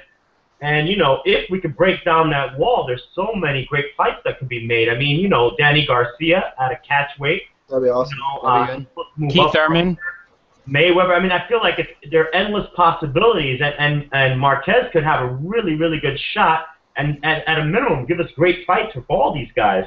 I think Keith Thurman versus Marquez would be the best fight out there right now if I could get it. Yeah, but see, I just don't think that Marquez is going to fight any of those guys, because while he has that dangling carrot in front of Pacquiao, why take on the guy as dangerous as a I know. That's a good point. I hate these asterisks. I hate these little asterisks that we keep giving them. No, but you know what? I will agree with the caller that I don't want to see Marquez Mayweather again for all the reasons that it happened the first time. Like, I just don't think there's any need to see it again. However, do I agree that based on what Marquez has been able to do since that fight, and the fact that he's definitely become acclimated to the division, is the fight more interesting? Does it even out a little bit more? Yeah, but we're talking about Marquez had a 2% chance to win, and now he has a 10% chance to win. But it does. I think it is heightened a bit. You're right. I agree with him in that sense that the fight makes more sense, and it seems a bit more competitive now that Marquez has been able to starch Pacquiao and just do the things that come with being accustomed to the weight. Although Pacquiao is not really a welterweight either, so I guess what do I know? See, I don't agree. I think that Marquez, when he fought Mayweather, was a better version of what he is right now. He just came off the Barrera win, I believe. He was beating up everyone. He was knocking people out. He was going to war with Manny Pacquiao, a prime Manny Pacquiao he was going to war with. He iced Manny Pacquiao, but he was losing that fight. I always said it. I said it last week that I believe that speed fighters kill Marquez. And I I think we probably see something exactly the same, if not a little bit worse, to be honest with you. But I mean, you could be right, but the fact is that it's not about him being. You could be right in the fact that he was better back then, but he certainly wasn't heavier back then. He certainly wasn't as capable at 147, just purely from a physical standpoint. And that's the only point that I think the caller makes that I jump on, is the fact that the weight won't be as much of an issue. And like you make the point, if it even was an issue the first time. You know what fight would really get me going, man? And if he beat him, I would be fucking sold on him. I'd be happy. Amir Khan versus fucking Juan Manuel Marquez. I'd be cool with that fight. Give me that. I would like that fight too. Yeah, I'd like that fight. But listen, I want you guys to toss this thought around in your head. But before I get your response, I'm gonna take another caller. From the Twitter, Jack Captain says, did Ness really just say he's fighting everybody? Who's he ducking in reference to Mayweather? Now, my problem with what he's saying is, who is he ducking? Like, what are you going to still be talking about fucking Pacquiao? Yeah. They're ducking each other. It's a two-way street, bro. The phone works two ways. You're not calling each other two ways. Listen, they're ducking the shit out of each other. If you give up on... My bad, go ahead, Ness. It's obvious, and then that's why I wanted you guys to toss it around so we could take some callers, because we've been rambling, but it's obvious that he does not like Bob Arum. He would rather not make $100 million. Can't you guys see that? Like, no, he's his way without. You can't tell me you're the money man, turn down $100 million. Let me tell you, if I hated you as much as he supposedly hates Bob Arum, and you had a stable of fighters that I was confident I could beat, why would I not run through your stable of fighters and put your ass out of business? Because he's not looking at it. He's not looking at it in that way. He's looking at it this way. He's looking at Manny Pacquiao being a direct threat to him. You know it is. Oh, man, listen to me. He's always looked at it like, I'm better than Pacquiao, and I don't get the fame or the popularity that Pacquiao has. So in the negotiating table, that's the same stance that he took. He always wanted the bigger purse. Now, Pacquiao has dropped so much that didn't you see that interview that he did on Fox Sports 1 before the Maidana fight, the Friday before the Maidana fight? He did an interview, and he's like, I don't need Pacquiao.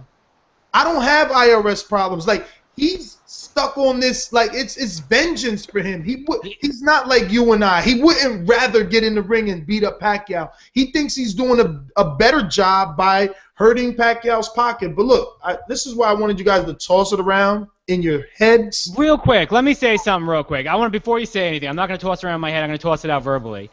He says he doesn't need Pacquiao, but the casual fans, the ones that put all their hard-earned money, all of us on this boxing panel, he needs Pacquiao. He really does fucking need Pacquiao. And for him to say that, that's his way of brainwashing us and thinking we're fucking retarded.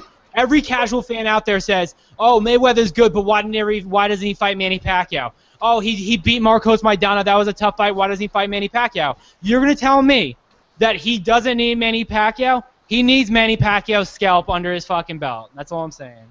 All right, so I'm gonna ask you this. If they both retire today, who's higher in the history books? Oh, of course it's Mayweather. I mean, of course it's Mayweather, but no. But who has a better resume? I think Manny Pacquiao has a comparable, if not better, resume, man. He fought everyone in their fucking prime. Who has Manny Pacquiao ducked? We could run through Mayweather's list and be like, he didn't fight a prime Cotto. He never fought Antonio Margarito for promotional reasons, whatever the fuck it was. He didn't do this. Bob Arum didn't want Miguel Cotto to fight him in his prime, whatever the fuck ever. But who did Manny Pacquiao avoid? Who sidestepped Manny Pacquiao, or who did Manny Pacquiao say, I won't fight? He fought Eric Morales twice. He fought fucking Barrera. Everyone thought he was going to lose to Barrera. But he fought Corley. He fought Colati after Colati had issues or gave issues to fucking Cotto. He fought a prime Cotto. He fought a bigger Oscar De La Hoya and beat the shit out of that man. He fucking fought Margarito. And he wants to get back in there with fucking Marquez, who iced him. If Mayweather got iced in a fight like that, I doubt we see a rematch. See, but the problem is this, though. You got to understand, I mean, in response to the tweet, you're talking about Mayweather ducking, but that's like you're putting it like in a career category, and yes, there is evidence of that. But when you're talking about right now, I'm a realist. If you give up on the notion that Pacquiao Mayweather is possible, who is Mayweather ducking? He's not ducking anyone. He fought Guerrero at a time that the welterweight division was basically revolving around him.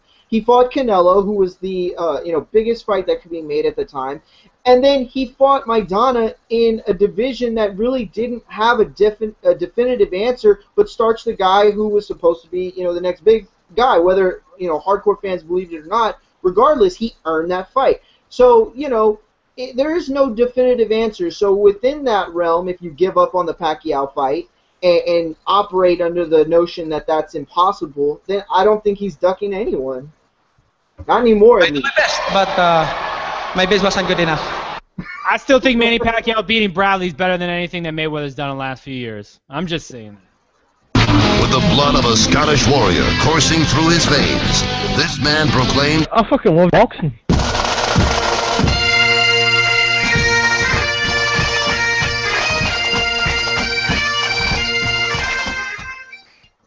All hail MV2. Yeah, we're not talking about Amir Khan. What are you doing calling in? We know that's your boy. No, wait. One last soundbite for MV2. Because you picked Alvarado, my friend. You picked Alvarado. I did, and I got it wrong. And I'll eat crow. It was a mistake to ever pick Alvarado. But isn't it haggis? Don't Scottish people eat haggis? Haggis with crow, it's a delicacy. It's nice. Can I just say though, James was talking about, I just want to segue slightly, Manny Pacquiao's resume is much better than Floyd Mayweather's, man. There we go. Who has Floyd beat that is as good as Marco Antonio Barrera? At the time, well, Barrera was a little old at the time, but everyone thought that Pacquiao was going to beat or lose to Barrera. No, man. No. Barrera just beat Nazim Hamed. That's true. I forgot about that. And Manny Pacquiao faced him next, and then fucking destroyed him. You know what I mean? In terms of the Alvarado fight, I thought Marquez looked like Bane from The Dark Knight Rises. He's fucking. He didn't look that big. God damn. Wow, did you see Alvarado's eye after the fight? And everybody talks about performance-enhancing drugs, but no one does anything about it. His eye was the exact same way after Provodnikov. MV2, let me just ask you something, right? I mean, don't get wrapped up in how Alvarado looked, because you got to remember, watch that fight again. Marquez was very accurate. I don't think that the power or steroids affected what happened. What we seen was one fighter 2 or 3 levels above another fighter. I mean, he was making Alvarado miss so easily and landing 4 punches. I mean, this old man was landing 4-punch combinations. Like, I don't know about the steroid things, but the face took a beating because he was too accurate all fucking night. I tell you what, man, I thought Alvarado from the very beginning didn't look like the same fighter that he has been in the past, man. Like, before a punch was through, he looked lethargic, man. He was hesitant. He struggled with the weight. He fought like a really slow bull with no horns. I think he was worried about the counterpuncher coming in, to be honest with you. And, his trainer is terrible, man. I don't want to, constantly shit on the trainers, but you know what he looks like? He looks like the guy from Dumb and Dumber. Jeff Daniels? You think Sean looks like Jeff Daniels? Yeah. And he probably gives. Don't you go dying on me. He's like Jeff Daniels as well, man, because he goes in the corner and he just shouts at Mike Alvarado. He just shouts at him. And Alvarado looks at him like, man, you don't know what the fuck you're talking about. So if you know Alvarado that your trainer doesn't know what the fuck he's talking about, why are you still with him? You know why? Because he gets good ass weed. He gets the bomb weed. That's what he wants. You know how hard it is to come by that Cron, bro? Maybe not in Colorado, but in LA. Well, maybe he needs to move out of Colorado.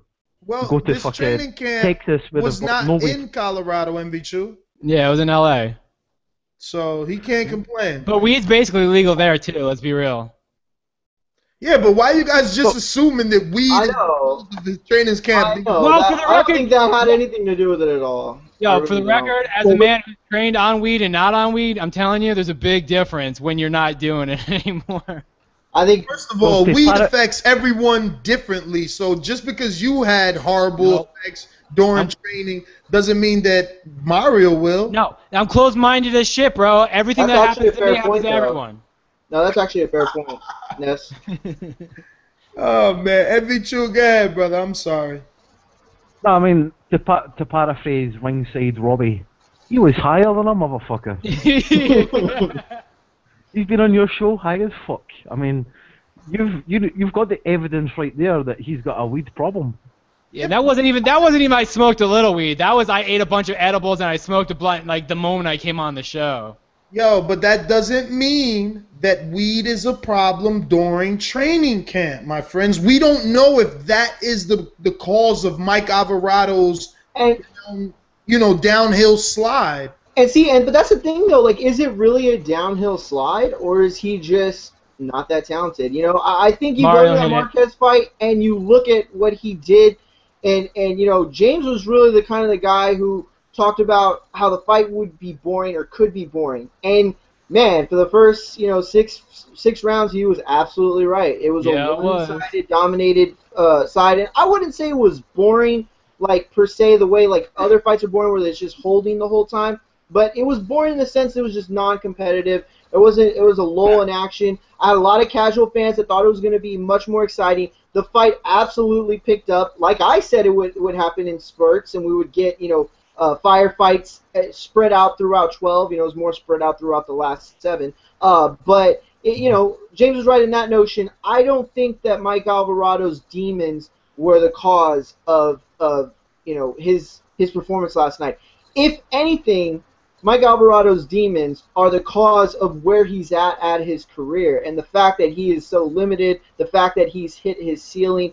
I still want to see him fight. I saw a bunch of casual fans text me last night, man, I don't care that he lost. I want to see this guy again. He's a warrior, blah, blah, and that's great. That's good. But, does he realistically have a chance to move forward and get any significant paydays, significant fights, other than the Rios fight still looming for him eventually? No, I don't think so. Yo, but prior to Provodnikov, I think he would have went in there and exchanged with this man. Oh, definitely. You're absolutely right. No, you're absolutely right. He definitely would have, I think. Look, last night everybody was talking about, and even today, talking about his game plan, wanting Marquez to exchange more and not wanting to get countered and preventing Marquez from getting countered. That was the right game plan for the wrong fighter.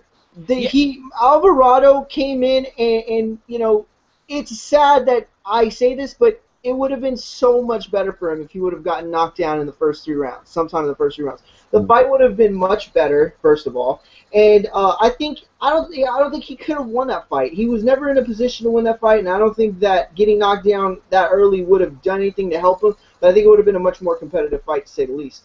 And we were talking about in the last show is that he gets excited. We were talking on the last show is that he gets excited when he actually has some success on the inside and stuff like that. And we saw that towards the later rounds of last night. But what I saw really in the first few rounds, in the first 6 rounds for reals, is that he basically, Mike Alvarado was very hesitant to get in the firefight. Not even hesitant to get in a firefight, just hesitant to punch. When he started getting hit, it's almost like it brought back memories. Like, when you get punched in the face, you always remember what it's like to get punched in the face, but you really don't remember until it actually happens. Like, oh, fuck, that's right. It shuts my body down. It does this. It makes my eyes start darkening up on the edges. So it's like, I felt like he was hesitant to get in there, and Marquez really led the fucking drive and started, like, punching him. So he kind of hung back a little bit. Then he became a little bit more aggressive, and Marquez went to counterpunch, and he would still be successful because he was so accurate. And he's a good he's a good combo puncher at that, too. He would throw the uppercuts. He would throw the cross. He would do a lot of things to Mike Alvarado that just emotionally debilitated him. He just started slowly working him down, and then he just started just killing his enthusiasm to want to get in there and exchange like he has in the past. And then he would find some success, and then you'd see this new fire get back into him. And then what would happen? He would start getting smacked around again, and then he would go back into his little shell again.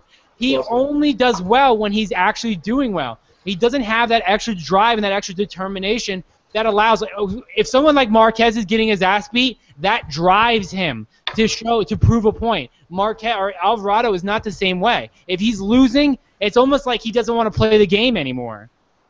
You need that extra drive. When you're getting your ass beat, you need to want to be able to you want to swing.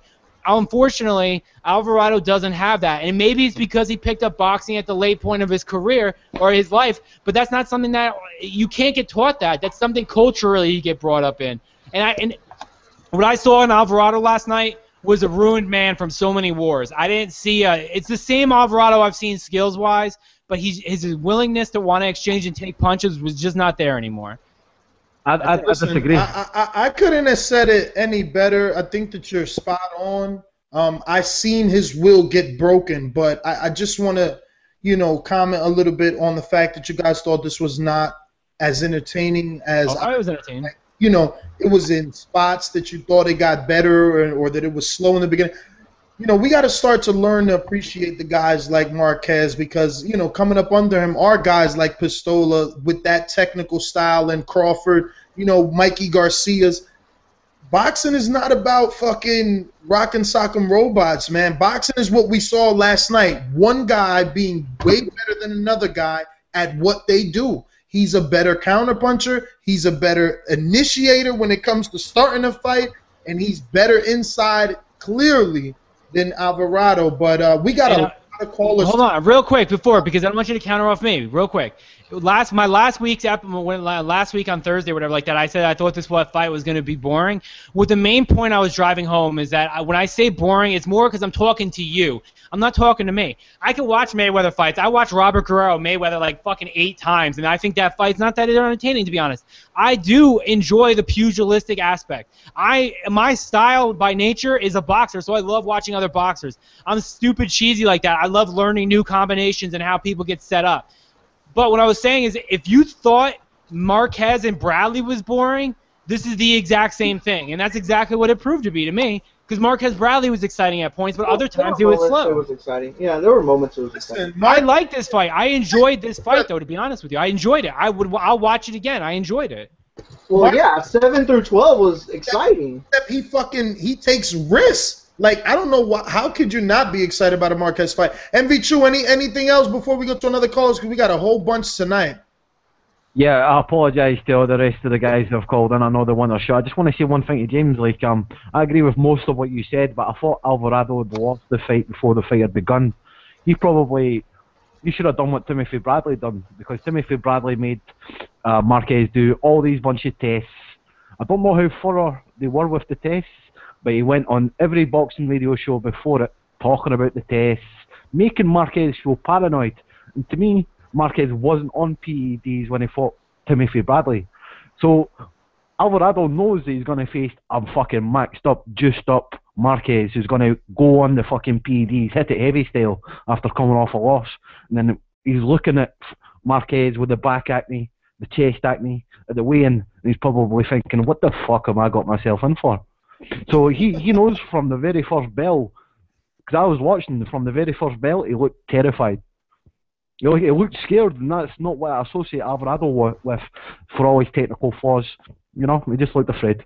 And for the record, when you're coming into a fight like this, like I guess again, I can't speak for Mike Alvarado, but my personal opinion is if you're walking down the ramp with your fucking theme song going or whatever like that, and you have the biggest smile on your fucking face, and basically what could be possibly the biggest fight of your career because you're trying to reinvent yourself, you shouldn't. It just mentally, he didn't seem like he was there.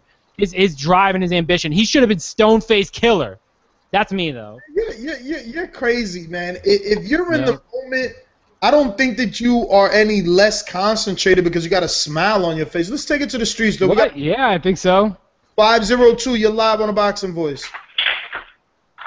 What's going on, man? It's Ranger from Raw Boxing TV. Hey, what's up, brother? What's up? What's up? What up, man? Go ahead. I'm saying hello to you. Oh, okay. Well, basically what I saw last night, man, like you guys have been saying, is an Alvarado that's been completely ruined due to his past fights. Was he ever as good as many people thought he was? I personally don't really think so. I just thought that, he beat Prescott. He was able to pretty much take everything Prescott had and then pretty much destroy him. He beat Rios, and then he lost to Provodnikov, but now he loses again. I don't think Alvarado, in my opinion, as a boxing fan, I know a lot of people want to see him again, but as a human, I don't think I want to see him in there again. This is a guy that's taking way too many shots, and it ain't like he's making $1 million a fight, let's be honest, to say, oh, you know what, I'm going to stick around and make, an extra $2-3 more million for 2-3 more fights and be a rich guy the rest of my life. I don't really want to see him in there and wind up with a damaged goods, with a damaged fighter and keep giving a bad name to boxing. The other thing I wanted to say is I don't really want to see Marquez versus Pacquiao again. How about Marquez versus Ruslan Provodnikov? Why don't we get that fight? How about Marquez versus somebody else? We don't really need to see something that we already have an 80% idea of how it's going to go down. I really think Top Rank needs to sit down and analyze as matchmaking, what do they need to do to prevent that sinking ship to keep sinking, because people's already seen Pacquiao and Marquez. People have already seen that fight 4 times. But what a lot of people have been asking me, especially in my videos, is, hey, Ranger, what do you think, why isn't it Marquez fighting in Ruslan Provodnikov? And I thought to myself, that would have been a great fight, man. I mean, if you're going to fight Marquez-Alvarado, who lost to Provodnikov, why not fight Provodnikov? I believe Marquez declined the Provodnikov fight. I could be wrong, but I'm pretty sure it was Marquez who said he didn't want to fight Provodnikov. So if we want to talk about Mayweather and Pacquiao ducking each other, it seemed like Marquez was ducking Provodnikov. Well, and on the Mayweather Pacquiao thing too, we can't really say it's Mayweather ducking Pacquiao because at the end of the day, it's been proven through the business aspect of it that Pacquiao was the one that declined the fight. Even Alex Ariza said the minute Mayweather offered him, he handed me the phone. And Alex Ariza said, Mayweather told me he's a businessman. He's always going to try to lowball me. But Pacquiao, it was literally a 15-second fight. Pacquiao didn't really want to talk numbers with him. So I think they're kind of ducking each other. It's not always. I mean, Mayweather is the black sheep, okay? And I'm not defending him. I'm just using what everybody knows. He's a black sheep in boxing. Everybody wants to see him lose up to us, so anything that happens, most likely is going to be, on the people's eye, Mayweather's fault. But it's not always Mayweather's fault. Pacquiao, even in his greater days, okay, from a stylistic point of view, in his greater days, Pacquiao would have not beaten Mayweather. Why? Pacquiao always benefited from the fighters that kept coming forward and offering him the style of fight that was good for him to counterpunch and destroy people.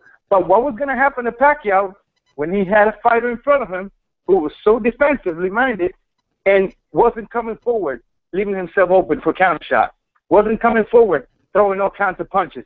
Instead, he's a fighter that's going to pick you apart one punch at a time. Styles make fights. And I know when you see a guy running through people like Pacquiao, he gets people talking. But we can't always go by that, man. As boxing fans, we need to slow down, watch 2 fighters, analyze their styles, put them together, and conclude our predictions from there. We can't just keep riding this hype wagon, I'm not saying Pacquiao is a hype jab. Pacquiao is an excellent fighter, one of the greatest in history. But in my opinion, I don't think he would have ever beaten Mayweather. And especially now. He's never going to beat Mayweather, especially now. I know a lot of people are saying, oh, Mayweather's down the hill. Look what Maidana did to him. But you got to think of the fact, in my opinion, Maidana, he didn't beat Mayweather. He didn't even draw Mayweather. I got Mayweather winning that fight comfortable. You put Pacquiao and Mayweather tomorrow in the ring, yeah, we're going to satisfy the fans, okay? But we're going to see the same thing. We're going to see Mayweather adjusting and outboxing his opponent. And we're going to see a Pacquiao who is not used to a loss, pretty much is what I'm trying to say. Okay, what do I do? This is not the type of guy that's coming forward open for me to just destroy him like a Brandon Rios, like Look, although Marquez is very technical, Marquez likes to give in. This is not the type of opponent that Pacquiao is used to fighting. Period. Well, Raw Boxing TV, man, thanks for calling in.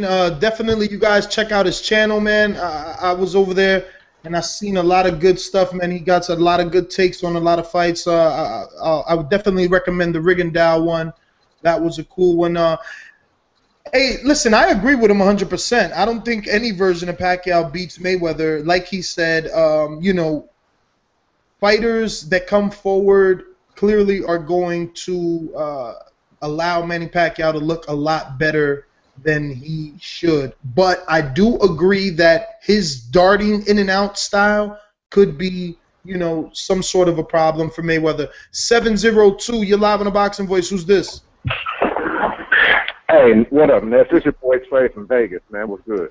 What's going on, brother? Hey, look, I don't want to just jump around and, start talking about Mayweather and Pacquiao and shit like that. What's really the topic? I see this is your post-fight show for Juan and Alvarado. Yes, sir. So, damn, and I heard there's people like throwing a whole lot of stuff out there.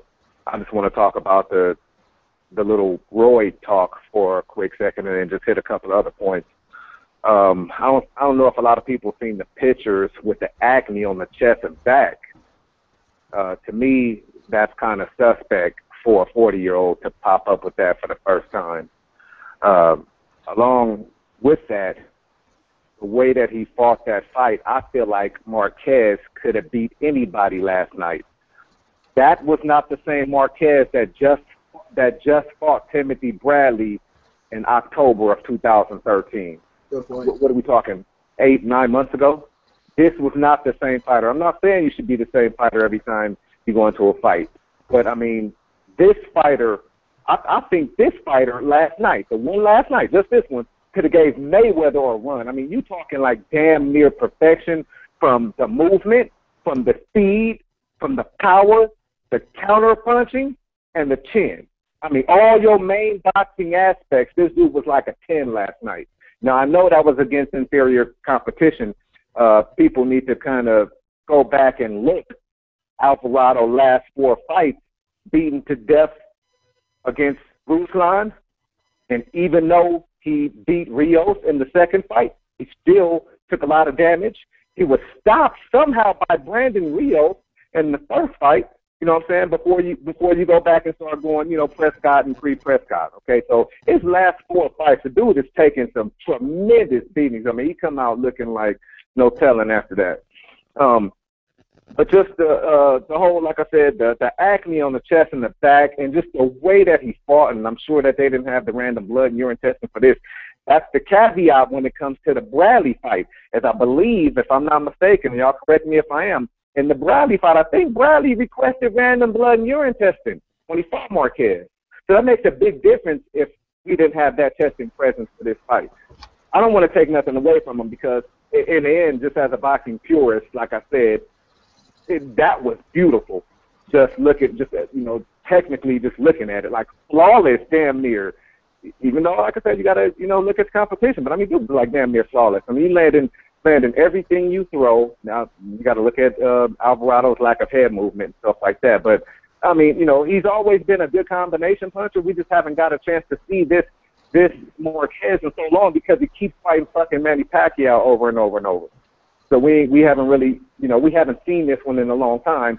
But it's a good thing that those skills did not deteriorate, it didn't leave, and he just got to break them out. But it just don't look right for a 40-year-old. Now, don't give me the Bernard Hopkins being 50 shit. But it just didn't look like for a 40-year-old to look like that. Like I said, you do have to count that. Okay, well, that's Mike Alvarado, and they've been pumping these dudes up. I mean, Brandon Rios should have never got a fight with Pacquiao either. Them two dudes. I'm gonna go ahead and say it right here live on radio. Them two motherfuckers can't fight. Let's keep it real. Let's keep it boxing. They can't fight. We watching it with our own eyes. And look at the fights at the end, fighting Pacquiao Hall of Famer and Marquez Hall of Famer. Them two dudes. I'm gonna leave it at that and just go ahead back to listening because I could go on forever. But just a lot of points I think people just really need to look at. I mean, that was like damn near perfection right there. Y'all tell me if y'all know a fight that Marquez fought better in. Well, really, real quick, I want to talk about one of his points. You made a lot of great points, but one point I want to talk about goes back to what MV Chu said. It doesn't matter whether Alvarado was going to get Marquez to agree to random blood testing or not. Both these callers made great points in terms of what Bradley did by hyping it in the media, keeping that talk around it. It made Marquez suspicious. It gave him a reason to kind of stay on his best behavior. The fact that Alvarado didn't bring it up, the fact that Alvarado didn't really make it a case, I mean, you could attest to his fact that he just wanted to fight and he's a warrior and stuff, but it wasn't smart. You got to keep the guy honest as best you can if you have any suspicions whatsoever. I'm not saying he's on anything. I'm not saying that the back knee is proof, but it's an excellent point that the caller makes, and the same one MV Chu made earlier too. He should have kept that in the discussion. He should have kept that relevant in the media, and he didn't. Ladies and gentlemen, please welcome Nelson. No, motherfucker, I didn't say my name was different. What the fuck? Oh, you said your name was Nelson. No, I didn't. You need to clean your motherfucking ears out, nigga. Yo, man, the last caller I definitely agree with, and I just gotta make one thing clear. If you're gonna accuse people of performance-enhancing drugs, you gotta accuse everybody. Because I'm really getting sick and tired of people picking and choosing who they want to accuse of what. Because the easiest way to get away with performance-enhancing drugs is in the off-season when you're not even training for a fucking fight, theoretically. Yeah, I mean that's a fair point.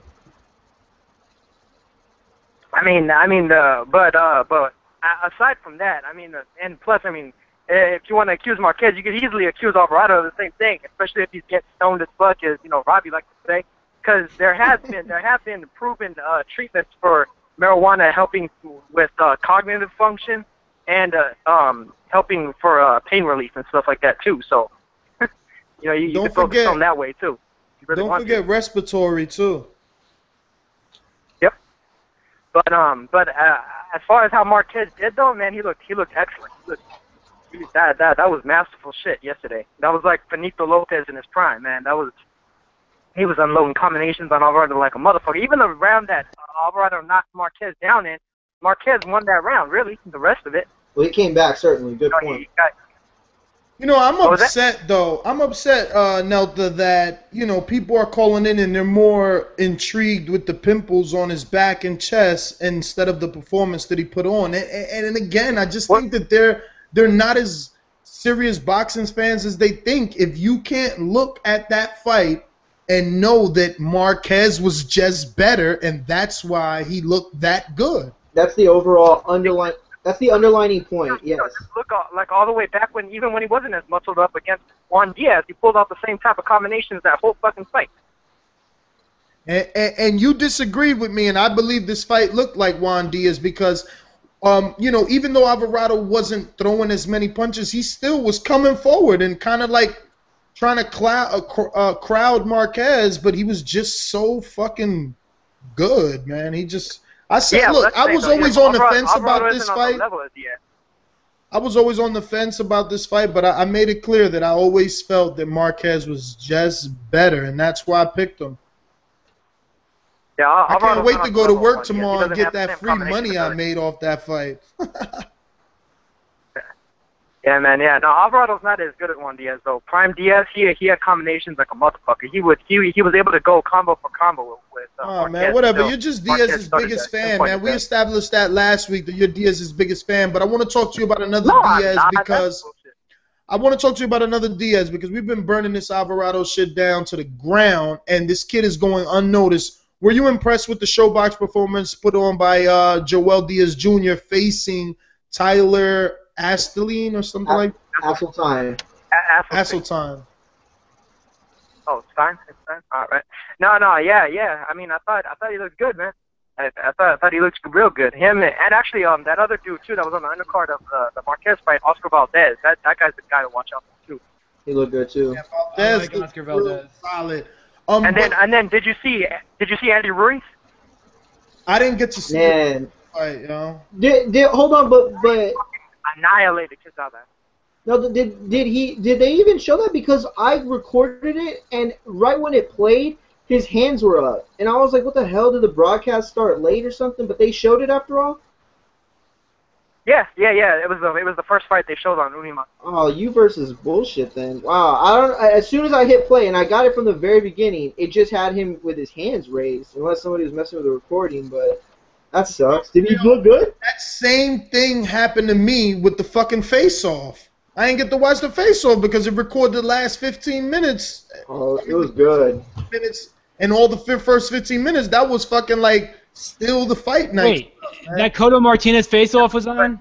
Yeah, last night after the... Fuck, dude, I hate my DVR. Every time I fucking set it to record face-off, and I do it to the new episodes, it never does that shit. It's like they do something different where it doesn't record it. Fuck.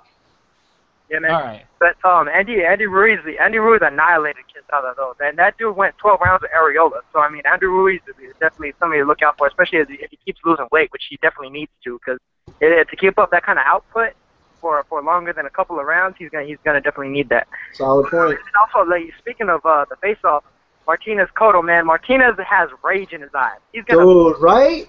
He's gonna right? punish him. Fuck, dude. I'll tell you what. I picked Martinez a long time ago. People go stupid. He keeps it real though, like for real. I mean, when he looks at Max, and I hope I'm not, I hope y'all don't care, but when he looks at Max and he's like, "Well, who are you picking? Who are you?" When Sergio asked Max, like he was like, it looked like he was ready to be like, "I dare you to say Cotto right now, because I'm gonna knock you in the face." Like, I mean, he seems like this guy who's just for real. Like he doesn't care about the glitz and the glamour and the limelight. Like he's gonna be who he is. You know what I mean? This genuine person. And man, dude, I'm not gonna lie, Max looked really pissed though, right? Like he looked really pissed when he asked him to pick. And he's like, "Well, I'm not gonna pick here." And he goes, "No problems, pick. Go ahead. If you're gonna say him, say him. Go ahead." Cotto's like, "Yeah, go ahead." It's like Max like, "Oh shit." Did he punk out though? Did he pick? Oh no, he punked out. He was like, "All I'm gonna say is Martinez." Bitch. I think Martinez is favored correctly. Mayweather was in his face. Oh, it was great. That was a good face-off. I liked it. Yeah, but Cotto lied about shit though. Like he was. Yeah. Yeah. Max Kellerman needs to man the fuck up. Yeah, but Cotto was lying about bullshit though, man. He was saying that Martinez is the Class B and all that, and Martinez straight up said like, "Well, you got your ass kicked as the Class B twice." That was hilarious. You got your ass kicked as a B-side twice, and not only that, but Cotto got announced as the champion against both Pacquiao and Mayweather. So this bullshit about him, disrespecting the history of boxing is completely valid. No, he's straight up doing that, and he's gonna pay the price for it when Martinez goes in there, lights his fucking ass up, and retires his punk ass. Well, he was the champion. No, but they were talking about him being announced second. He got announced first in both Mayweather and Pacquiao. He was announced first. Man, Cotto, tell Cotto the only time he's gonna get his name announced first again is when they fucking reading his eulogy. 3-1-2. I hope you're wrong, Ness. Fuck, I hope you're wrong. Hey, what's up, man? This is King J. King J, what up, brother? What's good, baby? I just want to say, hey, James, man, you sound like a fucking hater, man. Straight up. No, I know. I don't mean to be. For some reason, coming out my pores, maybe I'm going through some sort of like male menopause. He's on steroids. You act like, oh shit, here, inject this steroids, and you're gonna get this combination speed, power, and a good chin all at the same time. Marcus, go ahead and inject this shit. Come on, man. Bro, if he was on steroids, you would have knocked him the fuck out. Like, dude, if you didn't see this happening, don't call yourself a boxing fan. Well, first off, never faced a fucking fighter like Marcus. This was an easy ass pick, man. Come on, man. Yo, I don't know who the fuck you're talking to, motherfucker, because I'm the one who picked Marquez last week, all right? So I did. Second off, I will agree with you. I'm coming off as a hater recently, and I don't know what it is. Maybe it's something going through the water down here. I don't mean to be. But I say how I feel. To be honest with you, I'm just going to tell you how I fucking feel. I'm not going to sit here and bullshit and lie to you people or say what you want me to say. This is how I feel. It's cool. I'm sorry. And, hey, I don't know what these guys are saying about this on the face-off yesterday. Fucking, when that wasn't the question they asked Max Kellerman. Martinez told him, you know what? Keep it real. If you could bet your money on me or him, who would you bet on?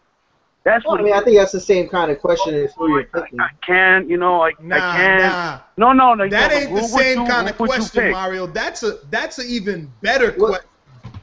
Oh yeah, no, I mean, it essentially is. He still put him on the spot.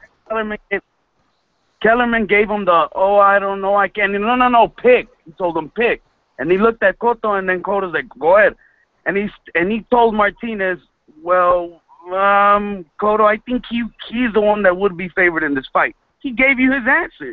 No, he didn't say that. No, he didn't say that. He said, I think Martinez is correctly favored in this fight, and that's not the same as saying I think Martinez is going to win. Not at all. No, Mario. No, it's not. Come on, Jules. Nah, no way. Mario, read between the lines. If he said I think Martinez is correctly favored, that means he agrees. No, that means he agrees, but it's like this. Okay, it's like this. When he told him, Martinez was keeping it mad real when he told him, how the fuck do you consider yourself an A-side fighter when in both times that you faced an A-side fighter, they beat the fuck out of you? And he's don't feel like that was hilarious. That you're the when he told him, don't you feel like shit that right now that you're the A-side fighter, you're gonna get knocked the fuck out by a B-side fighter? He said that? Yeah, but there was but hold on, but there was a discrepancy between Martinez was under the assumption that when Cotto referred to him as a B-side fighter, that he meant he was a B-class fighter. And Cotto said, no, there's a difference between you being the B-side from the economical standpoint and being an A-class fighter from your performances in the ring. But, it was like a really kind of just like a mixed-up moment. But I think Martinez is just aggravated that he's the one on the pound-for-pound list. He's the one with the title. He's the guy to beat in the middleweight division, and yet Miguel Cotto's the one calling the shots. And that face-off, it kind of just erupted in him. You know what I mean? Like, just watch it. Like, his fire in his eyes. The other caller was right, man. He had fucking fire coming out of his eyes. You're absolutely right. Cotto. Oh, it was bad, though. I loved it. Cotto knows it, man, because he was just there quiet, staring at him like, God damn, I didn't think it was going to get this real in here. Did he bring out an iPad? Telling him how. Hey, let me ask you, because we got a lot of callers here, but I want to know, did you get to watch the Showbox? What you think of Galarza and Joel Diaz, two new guys they added to the mix in both divisions? I thought Joel Diaz looked pretty good, man. And I thought he looked pretty good, and I didn't switch him right quick. I don't know how they didn't like on the first fight. What was the guy's name? Patrol? How do you pronounce it? So. Yeah, I thought he looked good, man. I don't know how a lot of people didn't think the fight was good, man. I mean, an unexpected guy knocked the other guy the fuck out. Unexpected power. I thought he looked good, man. I thought both of them looked good. See? It's just James. I don't know. Wherever somebody slipped him something in his drink last night. He's still having effects of it, brother. Fucking hater. One more thing. James, when you go to Walmart or wherever you go, I think you're picking up Haterade and not Gatorade. You might want to switch them up. Yo, for the record, I fucking hate Walmart. I go to Target. I'll pay extra money. But I agree with you. I agree with you, man. I've been putting in fucking alcohol into my Haterade and drinking it by the fucking gallons. All right, let's go to some other calls because there's a lot of them here. Another 803. You're live in the Boxing Voice. Who's this? This D from 803, South Carolina. What's going on, South Carolina? Talk to us. Yeah, what's up, man? I got a couple of my little opinions and stuff like that.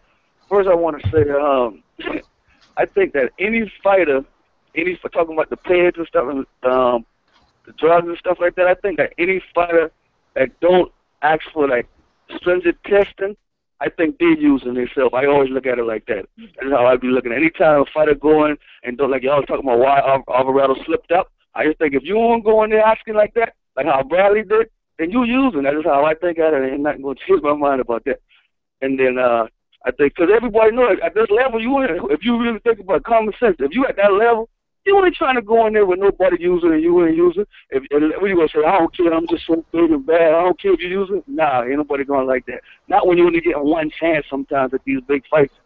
And another thing about that face-off, thing about that face-off with Cotto and Martinez that I enjoyed when Cotto been like, I don't take no side, both of them got points, but Cotto been like, okay, how much time you been to Madison Square Garden? And Martinez be like, none. But Cotto was like, how much time you sold out Madison Square Garden? Marquez was like, none. Cotto said, I've been there 9 times and sold out 9 times. Point blank, I'm the A side. That had me tripping right there. That was hilarious. Oh, I agree with Martinez too now. He's a better fighter, but you know that A side, B side, man made a point with that right there 9 times. All right, and my last question. I got a question for you guys. All right, I be having trouble right with resumes, fighter resumes. I want to ask y'all guys, how should I judge a resume when it comes to like when a fighter fights someone? Okay, like I said, when Canelo fought Mayweather, I was like, man, damn, you know, he green and everything like that. He really young and all that. But then, say afterwards, Canelo beat Lara, he go on and win the middleweight champion, and he probably don't lose no more. Should Mayweather get, you know, credit for beating that fighter or the green fighter?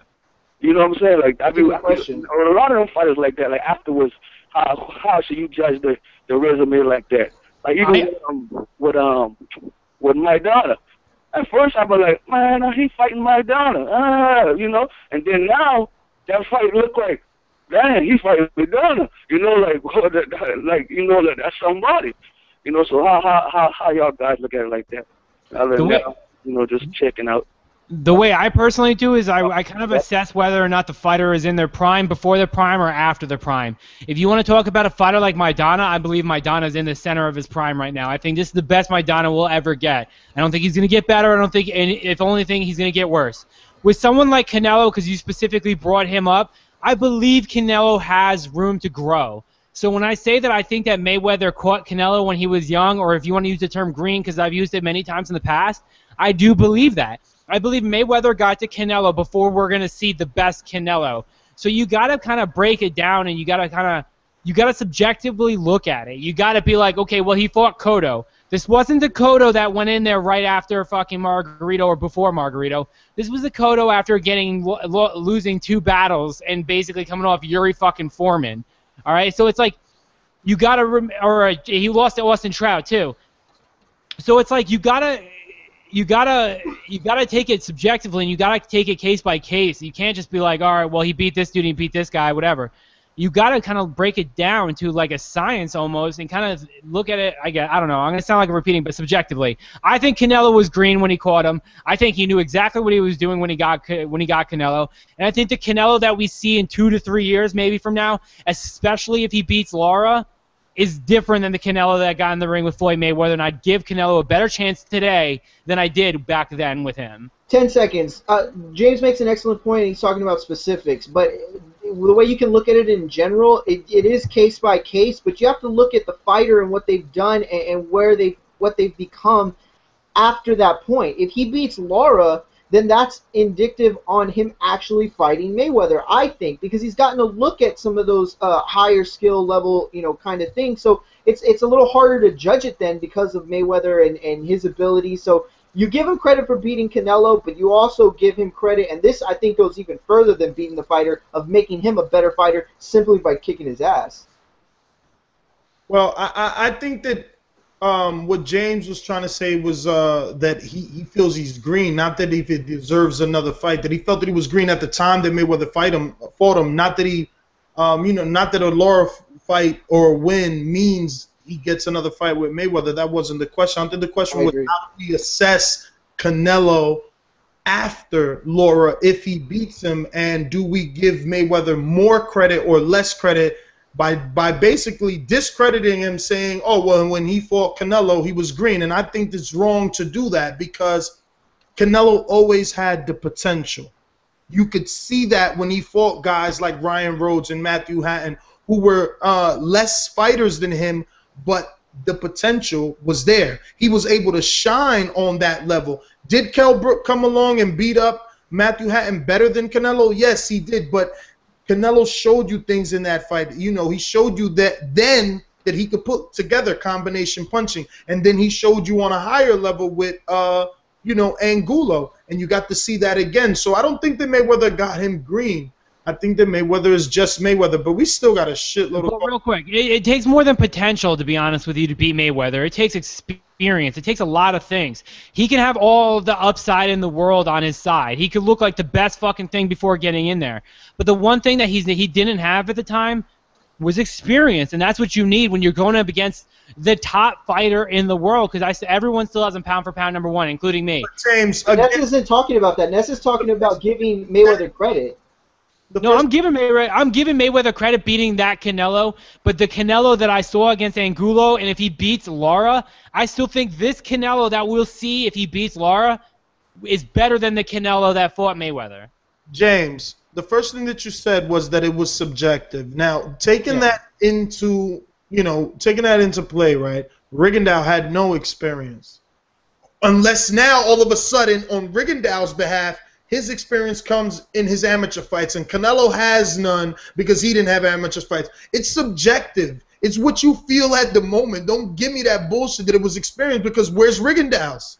But bro, how am I supposed to be a hypocrite if I agree with you right now, man? Come on, you can't let me do that. This caller just dropped a grenade on us and ran, right? He was like, let me ask y'all a question. I'm going to fuck y'all up for 20 minutes. These people will write these questions down at home like, yeah, I'm going to fuck with them right now. That was a good question. That was a good question. Caller here, alumni staff. It's a maniac! It's a maniac! The maniac is running wild like he's never ran before! Here's a motherfucking maniac. I'm gonna fucking explain something real quick. First of all, for all you fucking Cotto haters, please stop fucking hating on him. Sergio is his favorite, and I think he'll win, but he ain't gonna fucking beat Cotto up. Let's be fucking clear here.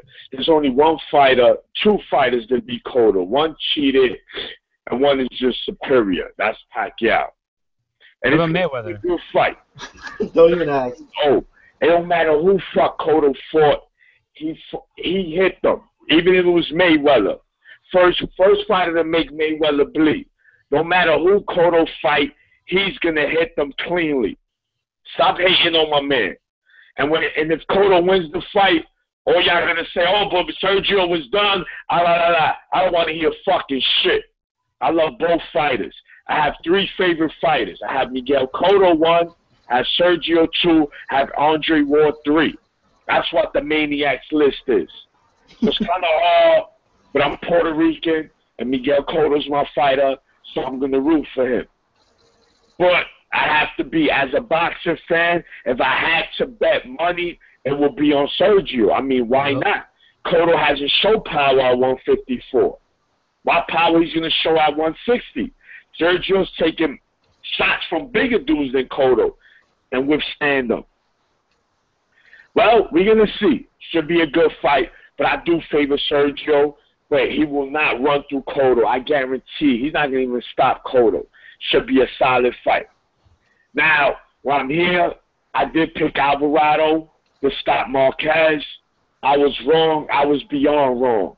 Whatever they say, eat my friend, whatever, I'll eat it with ketchup. Give me Italian bread.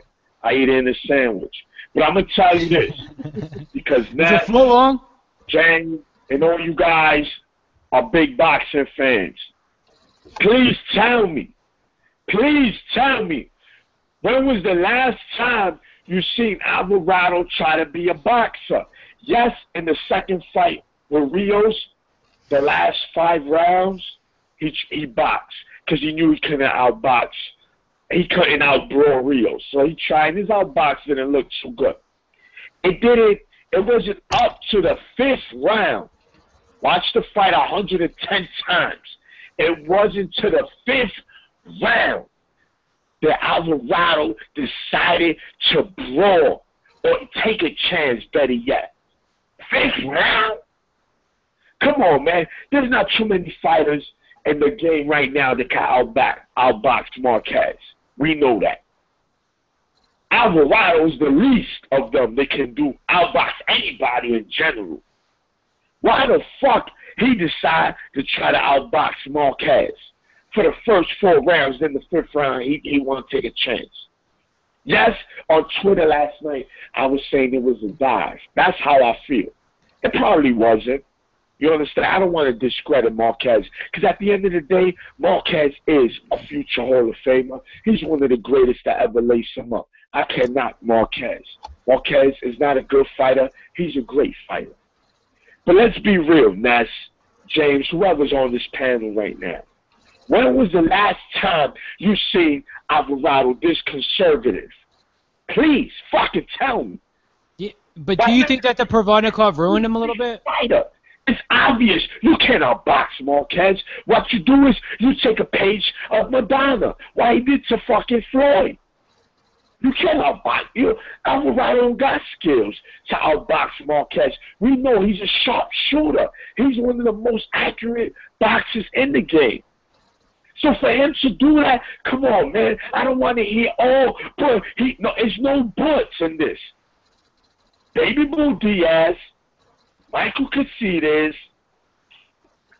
Casamayor, Pereira, all these fighters who fought Marquez made him brawl. He was the victor in these brawls, but they made him brawl. Alvarado only made him brawl at times. Dude, you're the bigger fighter. Ness, you're like 6'3", 6'4", right? I met you 100 times. If me and you was to fight, you're going to say, fuck that. I'm going to throw this nigga across the ball, wherever we at. You're going to try to throw hands with me. You're going to take advantage of your size, correct? Yes. Alvarado did not do that. Now, people will say, look, shut the fuck up. Nothing. Marquez doesn't have the footwork.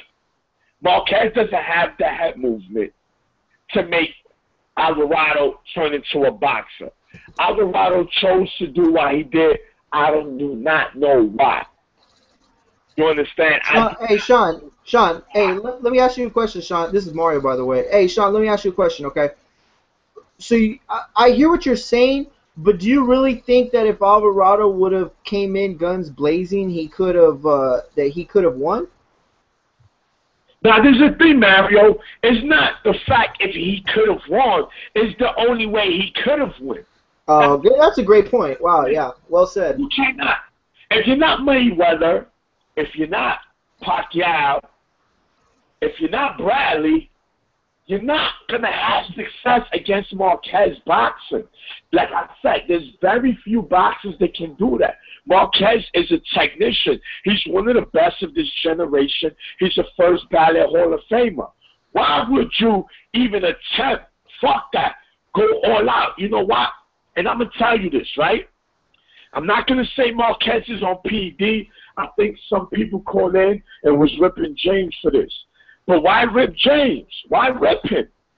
If people want to accuse Pacquiao for PDs or steroids, you got to look at Marquez. Now, once again, innocents are proven guilty. I can't say Marquez is cheating because there's no evidence. But Pacquiao has been declining, right? He's showing he doesn't have that knockout, that same aggressiveness he had in 2010, 2009, because you get older, right? But Marquez got one already, all right? And all of a sudden, he's one of the best punchers at 147 now. Heredia is known for what? You know why he's known for. I'm just saying, if you're going to accuse Pacquiao, you got to look at Marquez. Why took the fourth fight for Marquez to finally drop Pacquiao? It took him 4 fights. 4 fights.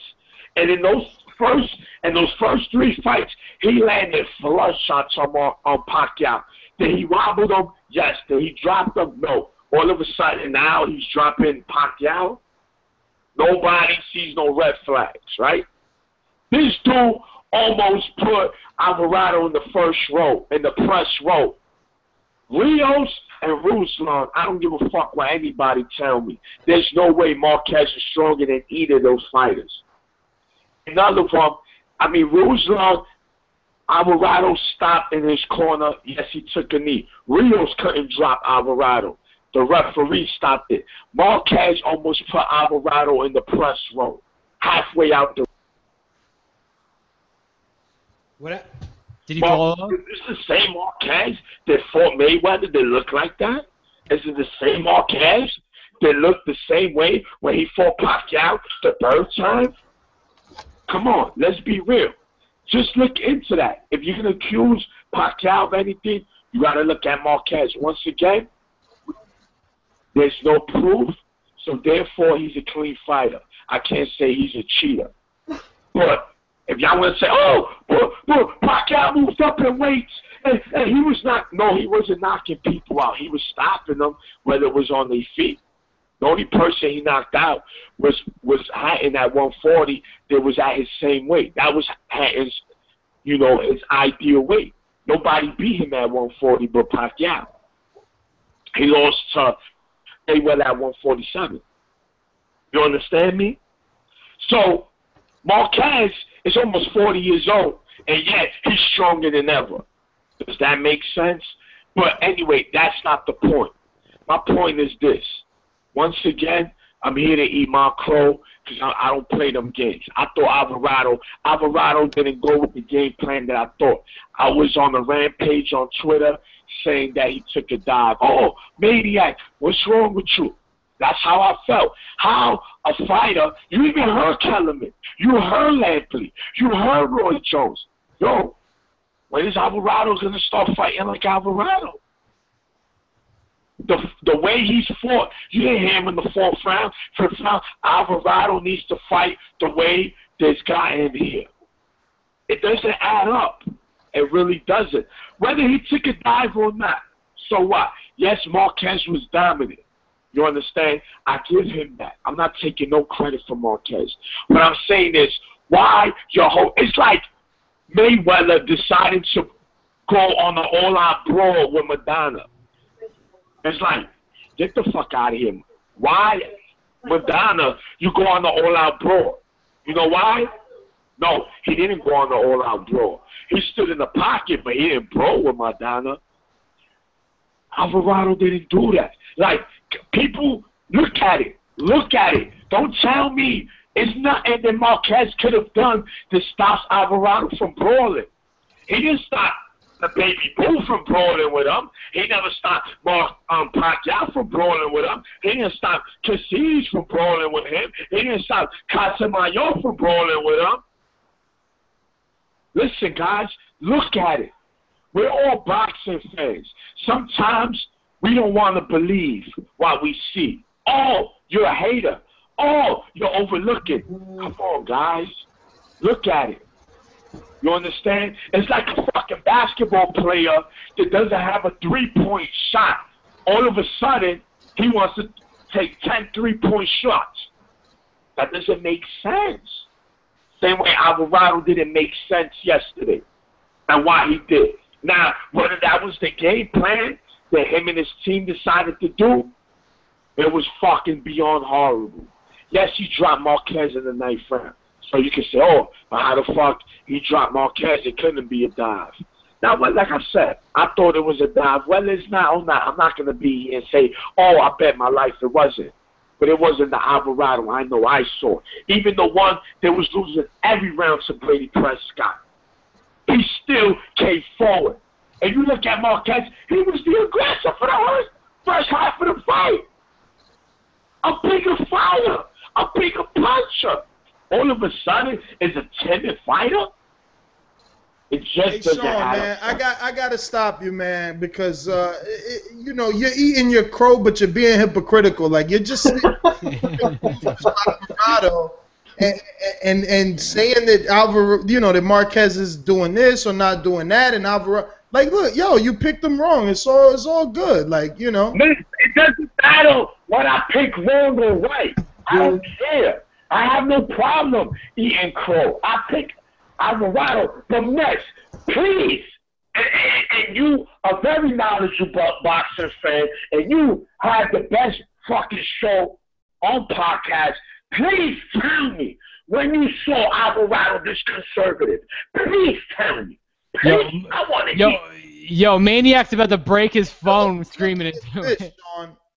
Alvarado, because of the wars that he's been in, like James and both Mario mentioned, That's why he's fighting like this, because he's been hit. So now he's trying not to get hit. He's afraid to get hit, dude. Like, that's what's going on. And as far as when's the last time he boxed? He boxed in the Rios fight, he tried to box in the Ruslan fight, and he just tried to box in this fight. He boxed early in the Ruslan fight. He does not want to be the aggressor.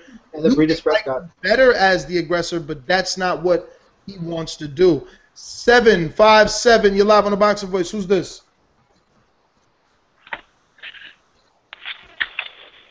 757. This is Antonio from VA. Can you get me back on the next one? All right, brother. I'm in the middle. Damn, that's who I had confused with the other dude last week. 571, you're live on the Boxing Voice. Who's this? It was good, and this is L, man, representing the DMV. L, what up? It's my boy, hey, what up, man? It was good. Chilling, man. I just want y'all to know I got to meet L in the D.C. area. Official dude, him and his brother and his cousin.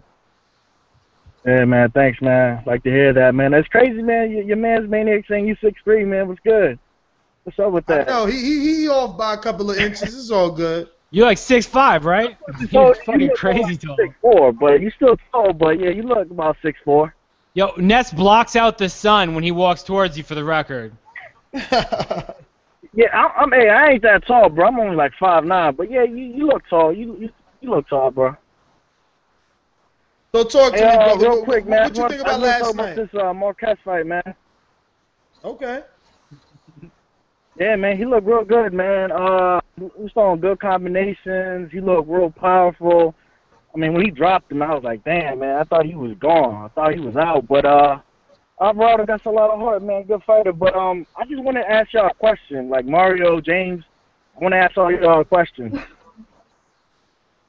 Go for it. What's up, man? Hey, yeah, pretty much, man. I'm a big Marquez fan, man. I love him. And back in the early 2000s, they were saying, you know, like Barrera, Morales, they were better fighters than Marquez. And I just wanted to ask y'all, knowing what we know now of Marquez, you know, he knocked out Pacquiao. You know, he did a competitive fight against Bradley. Who had the better career? Who was the better fighter of them three? That's tough, man. Between Barrera, Morales, and Marquez? Between Marcos Antonio Barrera, Marquez, Eric Morales. Who's the better fighter between them three? In your opinion? In my opinion, I guess a lot of people are going to shit on me. I've been a big Barrera fan for a long time. I think Barrera was the best out of all three. Even though Marquez beat him, I still think that if they met when they were kind of like in the early 2000s, it'd been a little bit different in 2000. Like, same time that Barrera met Morales, I think he would have beaten Marquez. Legacy-wise, I think Marquez has gone on to do more than basically all. I don't know. That's a real tough. I'd have to really break it down and really think about it and watch some footage. But if I had to rank them, I'd probably go Barrera, Morales, and Marquez, to be honest with you. That's a great question. It really is. It's hard to really keep it in perspective because Marquez is still doing, you know, amazing things. This far past that, you know, 4 featherweight, you know, those guys are legends, you know, Pacquiao, Morales, Barrera. I mean, that was like my golden age of boxing for me. When those guys were competing against each other at the lighter weights, I mean, it didn't get better for me, honestly. But I disagree with James. I think that I would give the nod to Eric Morales. I would give the nod to Eric Morales based on the fact that he was a game changer at times, and he was able to, like Alvarado is this guy that we keep talking about, how he's like should brawl but tries to box at times, and then like, you know, other times he boxes until he's forced to brawl, and I mean really was what happened last night. But Morales was the kind of guy who dictated other people's styles in the ring. He dictated fights, and maybe not tempo all the time, maybe not the way that they turned out, but he made fighters adapt to him in so many different kinds of ways. For me, it's really close, but I do agree with James in the sense that Marquez has definitely surpassed all of them in terms of career. I mean, what he's been able to do, you know, since that time is, I mean, it's nothing short of amazing. I mean, and look, they all kind of tried it. You know, well, I mean, I guess Barrera's a little iffy, but Morales tried to do the same thing. You know, he had a little decent run in a losing effort against Maidana, but Eric Morales, it doesn't take away from his legacy. It doesn't take away from the fact that what he was able to do at that weight class and what he was able to do throughout his career, in my opinion, from the ring, it translates when you rank all 4 fighters. And to me, Marquez, he's gotten better over the years. He's evolved. Eric Morales was the kind of guy who was at his pinnacle, just it seemed like forever, really. It really did. And for the record, I need to say I'm biased as shit because I was a Barrera fan at the time. So we all know that you're either Morales or you're Barrera, and let's be real, Barrera. No, and you can pick it. You know what I mean? It's an argument. But I'm biased. So the fact that all these guys are basically the same age and only one guy is still fucking fighting. That's crazy. And looking good. Crazy. Yep. That's why I said that about Marquez. Why does Barrera being better on Morales when those dudes couldn't even succeed? I think I don't know. I think people take punches differently. People's bodies get worn down differently from different training camps and shit like that. It's kind of tough to say because and you know what else? That's like saying Bernard Hopkins is the best middleweight of all time because he's still going.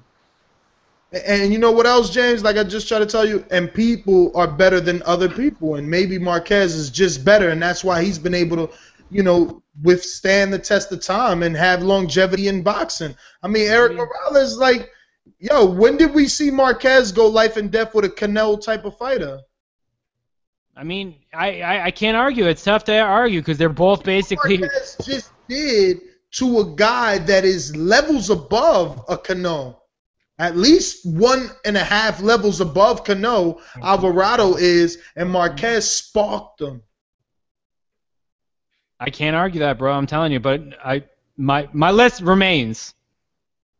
It stands pat. That's all I can say. Well, L, you definitely made your point by starting a little beef here. So answer your own question. Who's the better fighter? Yeah, because all 3 of us just picked different fighters. I had personally a change of heart because for years I thought it was Eric Morales.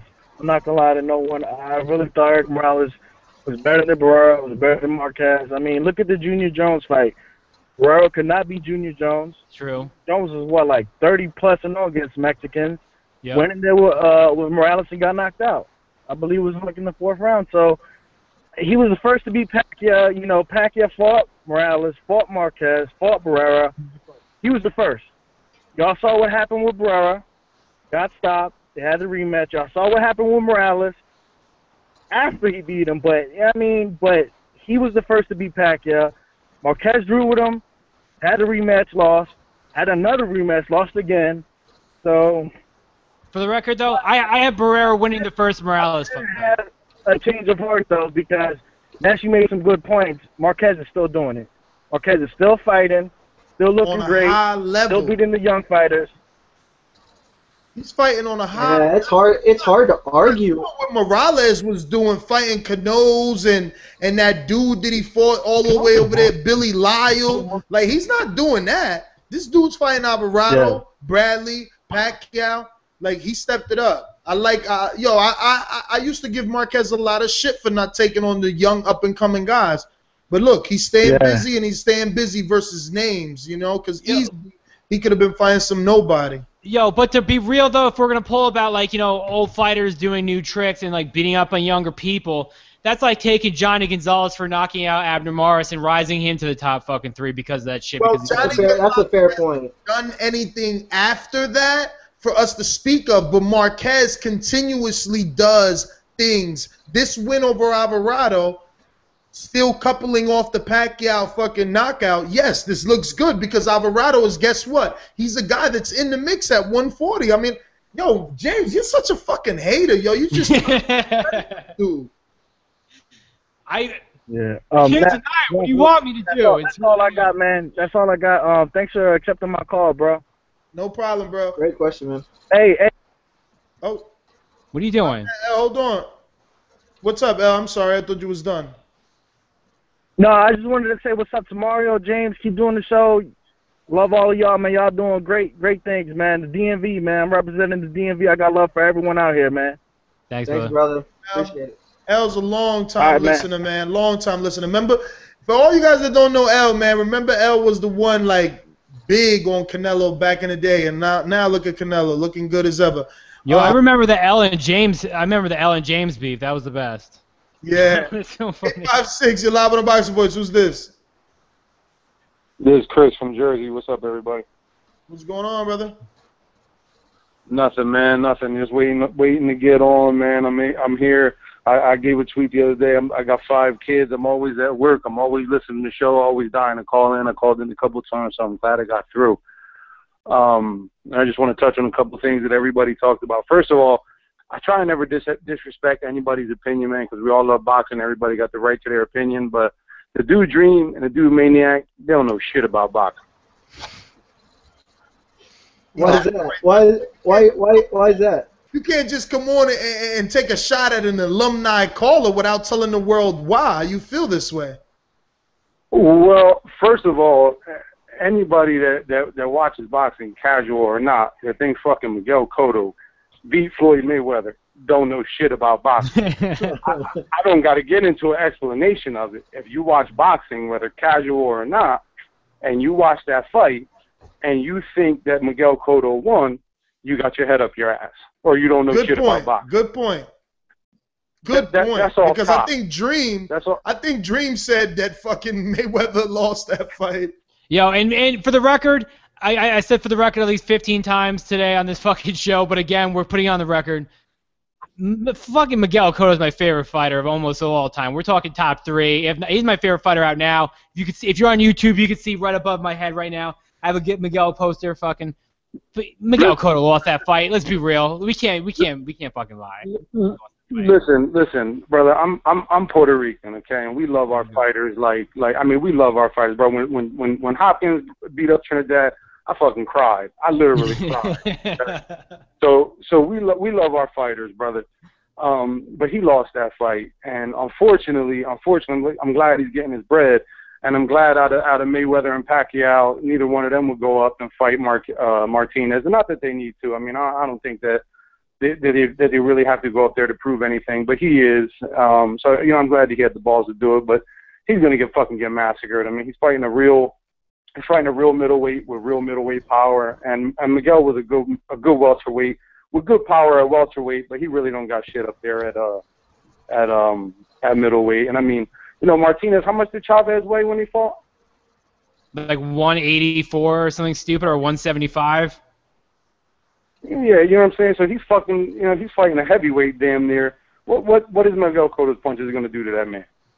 Not a goddamn thing. You know what I'm saying? So that's going to be a bloodbath. But a couple other things I just want to touch on real quick. I'll just shoot them through. Going back to Mayweather and Pacquiao, if you look at that fight, if you look at the history, Mayweather is the one that chased Pacquiao. He's the one that started the whole thing, trying to make that fight. In the very beginning, Bob Arum said, fuck Mayweather, that they had a ton of fighters to fight. And that's basically what he did. He kept Pacquiao in-house, fighting top-ranked guys, fighting guys stylistically that Pacquiao would look good against. And the one boxer that he did fight in Juan Manuel Marquez, in my opinion, beat him 4 times. And it was in-house bred. I mean, if you look at the checks that Pacquiao was getting, the actual checks from the Nevada State Athletic Commission, they were like $5, $6, $7 million. So between both fighters, if he's paying both fighters $13, $14 million, he's keeping the rest in his pocket. What the fuck does he need Mayweather for? You know what I mean? So that's that. Postal, if that's how you say his name, I was fucking very impressed. Obviously he has a lot. He has some things he can improve on. But I'm gonna tell you, a guy that could throw that volume of punches and be that fresh at the end of 12 rounds. He got decent power. It looked like to me. I think that he's with a couple more fights, a little bit more fine tuning. He's a 50-50 fight for anybody in the division. I was impressed. So that's that. And then to me, the Marquez and Alvarado fight, it was an easy pick. I mean, for me, it was like Rios and Pacquiao. I bet you fucking Maniac show. Now, he might like Pacquiao too much, but I mean, if you picked Rios to win that fucking fight, again, in the words of Mayweather, you don't know shit about boxing. And I think the Alvarado fight was the same way. You got a guy in Alvarado who's a decent fighter. He had 2 fights against Rios where he did some work. He had a fight against Prescott, but Marquez is world class. Marquez is one of the greatest fighters in the history of boxing, one of the greatest Mexican fighters to ever do it. And Alvarado is not. He's just on that level, not on that level. So it was an easy pick. And that's pretty much all I got to say. Keep up the great work. I listen to the show. Every Sunday, every Thursday. I listen to review on in the Play Store. I do one on iTunes as well. Keep up the great work, man. You guys do a service to the community, man. Thank you, brother. Thank you. I just want to touch on some things that he said. I'm glad that he liked Postal, and that was another excellent point about the 100 punches and staying fresh, man. I just think that kid is danger. Like, look, they just gave us Delorme versus Mayfield, right? So where's Delorme go? We know he's not ready for a big name. He's not ready for a Ruslan or a Garcia yet. So let's get him and Postal together. That's good. Those are two HBO fighters that they can do. I like that fight. These are good fights, man. These are good fights. Let's go to these last couple of calls. Actually, we gotta mix things up here, man. We gotta mix things up. There's a lot of stuff that we need to be talking about. Golovkin is looking like he's gonna be facing Geale. Now that, of course, that fight is not happening with Julio Cesar Chavez. They had hoped that it would take place on July 19th and that he would move to super middleweight and face Julio Cesar Chavez on an HBO pay-per-view. The fight was going to take place same place Marquez fought, at the Forum in the Inglewood, California. But that was before the fight fell apart. So now Golovkin insisted on making other plans, and he will defend his title July 26th on HBO at Madison Square Garden. Good for me, bad for you guys on the West Coast. Daniel Geale is 30-2 with 16 knockouts. This is the guy that beat Sturm, and he also beat Sebastian Sylvester. He beat Anthony Mundine. He beat Mundine. Barker. He beat Mundine twice. He just lost to Barker, but this is a fight that when he was the IBF champion, he decided to opt out of and take on the Barker fight. And now he's going to get in there with him. This is a fight that I wanted, and at least this is a natural 160-pounder. James, is this a good barometer? Are we going to really finally know if Golovkin is a true middleweight and he can beat true middleweights? I mean, I'm picking him to beat Geale, but I still think that Geale might present some tests. I think this is about the same, if not just, I guess, a teeny bit more than what Matthew Macklin would have been, to be honest with you. So I don't really think that this is. I mean, I think he's had his barometer fights. I mean, he other than Golovkin, I mean, he when he fought Matthew Macklin, that was a good barometer fight to me, to be honest with you, because Matthew Macklin, while he's not a world beater or even a top 5 at the time, he still was. He was a big fighter. He was in there. You know what I mean? I thought he would go a little bit more than 3 rounds. So Daniel Geale to me is just a little bit maybe above what I would have with Matthew Macklin. But I mean, he lost to Barker, then he beat, I think, Garth Woods or whatever the fucking dude's name was in his last time out. So even then, I don't think he'll still get the credit, especially not like he would have gotten with the Chavez fight. But again, we come down to the fact of who does he have to fight. And if it's Daniel Geale, I'm okay with it. If he wants Darren Barker, I don't see why that. Well, I guess Darren Barker just lost, right? But no, Darren Barker didn't even. Darren Barker hip problem. Yeah, didn't he just get knocked out by what's his name, Felix Sturm or someone, or is that Matthew Macklin? No, Barker lost to Sturm. Yeah, see, that's what I'm talking about. So never mind, fuck that. I'm okay with Daniel Geale only because he made a good fight. I remember the Barker fight and Geale fight being good, so. I'm okay with it. I'm not going to hate because out of the pool of what he has available, if it's not going to be Chavez, it's not going to be Martinez because he's tied up.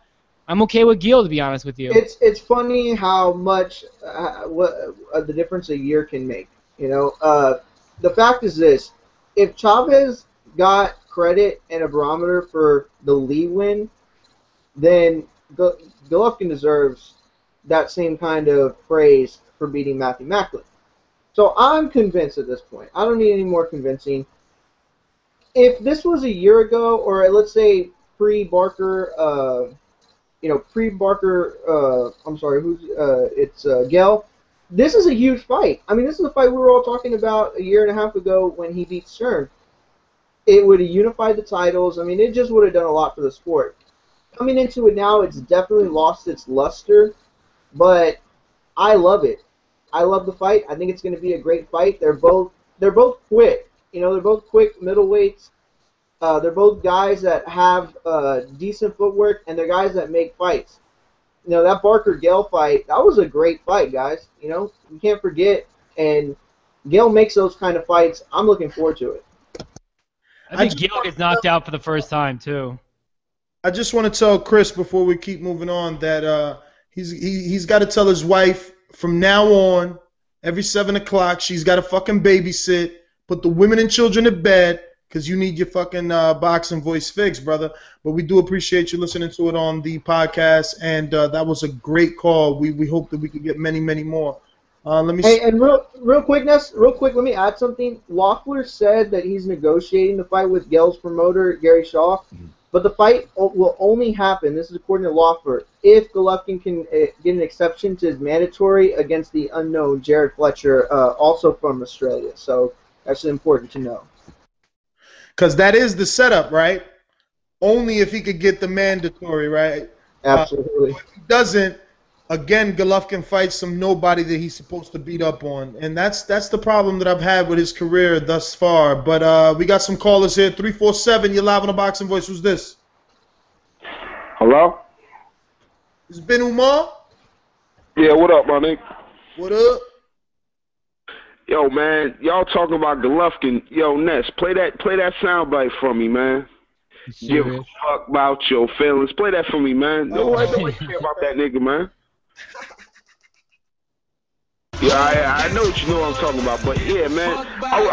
Yo, man, shout out to that nigga Boogie Down Sean, man. I need Sean to tell Sean to come to Brooklyn, man, and come to me before I go to the gym, man. That nigga get me hyped, man. That nigga make me want to go rob a nigga. I swear, every time. Yo, Sean out there, he gonna be listening. He's creating some stick-up kids. Yeah, you talking about the Cotto fight, man. Y'all was talking about it. The Cotto fight, man.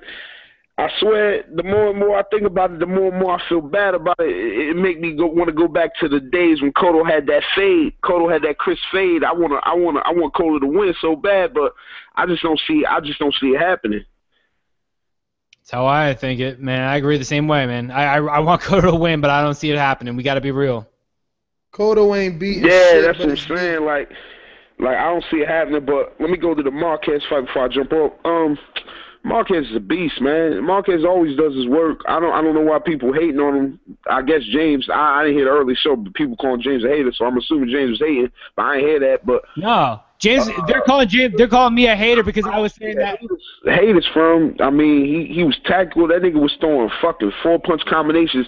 This nigga was doubling up the jab, then throwing an uppercut off the left, and then throwing a right hand. Like this nigga was putting everything on this dude, man. Like what do you want from Marquez? No, Ben Omar, real quick. They were calling me a hater. He showed you everything he had in his bag of tricks. Yo, Ben Omar, they were calling me a hater because I've been hating for the last few weeks. I wasn't hating on Marquez at all. I had nothing to do with Marquez at all, to be honest with you. I mean, I don't know. I just heard the part where they calling you hater. I don't know, but Marquez is a beast, man. And I do got something to say to James. James, man, you bugging, man. You can't put Barrera at the top. If anybody can go to the top, it got to be Morales. I'll accept Morales, but no way Barrera's rich ass can go to the top, man. We got to go with the Mexican from the hood. But yeah, shout out to y'all niggas, man. Good show, man. I'll holler at y'all. Yo, Ness, man, holler at me, my nigga. Yo, I'll be the first to tell you I'm biased as fuck when it comes to Barrera. Well, I'll just say that, again, Marquez is still doing it, and he's doing it on a high level. To me, there's not even a debate. But let's get this last two callers here. 301, live on the Boxing Voice. Who's this? What's up, Ness? What's up, James? What's going on? Yo, you shout out Mario, too. Mario's on the motherfucking panel. You shout me out now. Y'all hear me? Yeah, we hear you loud and clear. Hey, I mean, I hear what the people are saying about Marquez, but how is he still doing it at 39 years old, still being at the top-notch level that he's fighting? I mean, you know what the rumors are. How do you know that they're not true? Yo, they're going to call you a hater. Rumors, you said it. He has a body now that is so much superior that he did 10 years ago when he was fighting Chris John. Yeah, well, when you get older, you gain weight. Yeah, but you don't get more cut. You don't become more cut and more muscular. Well, you lose that weight, though. To the many people that stay in shape and have six-packs and don't fight. Yeah, but if you didn't have that 10 years ago and you were working out the exact same, then you're not going to have it, at 39 years old. Well, you were also working out to make weight. You were working out to fight at lower weight classes. Now you're allowing your body to gain weight. But the thickness, it's the thickness on his body, period. Your body is not going to be that much thicker than it was when you were a 29-year-old man and become more muscular and that more big. As far as what if you're eating 4,000 to 6,000 calories a day? What if you're eating 4,000 to 6,000 calories a day? Because that's what we're led to believe that Manny Pacquiao was doing to get up to that weight division. I don't understand this. This is another thing that drives me crazy. It's a rumor. But this is another thing that drives me crazy, right? Floyd Mayweather comes out and sits there and makes an accusation about Pacquiao that nobody has ever made about Pacquiao ever before about Roy, right? So, but what's the rumor about Floyd that he supposedly failed 3 pre-fight preliminary tests? But nobody ever talks about that. It's true. It's a rumor, but it's true. Everybody. You know why? You know why no one talks about it? Because it was a rumor, and only one publication wrote something on it and then retracted it. Okay, so and that's because Floyd and Golden Boy's lawyers were threatened to sue them with multi-million-dollar lawsuit. Now, well, if they didn't have the evidence, breaking it out about hold on. Now, because only person that we've ever heard say something about Pacquiao that failed, about steroids and all that shit, but everybody flies off the hook like it's fucking the word of God. That's some bullshit. Well, I was actually using Pacquiao as an example of a person who has not tested positive and went up in multiple weight classes and got thicker. Right. Words you used. I wasn't accusing him of anything. I'm just giving you another guy that did it. No, I'm just saying like Floyd Mayweather, his fans, and people that believe every freaking word that this dude says. They come on your radio show. I read them on the comment section of all the blogs and everything else that they bring up all this stuff. But the fact, this isn't fact, but rumors are coming from credible sources within the boxing community, being threatened by lawyers for multi-million-dollar lawsuits, that Floyd did, in fact, fail 3 preliminary drug tests. Am I right? Listen, isn't that what the rumor is? Look, but you're talking all stuff that nothing's been proven, my man. We try not to make this a PD show because there's other guys that love doing that. Let them do that. I know, but I tell you what, I just don't believe Marquez. I really don't. He's got a known drug peddler in his corner as his trainer. They used to work with Victor Conti, right? A drug peddler. I like that. I like that terminology, a drug peddler. But am I right? Yo, for real, the burden of proof lies on Marquez to prove me wrong. You're not wrong, caller. You're not wrong.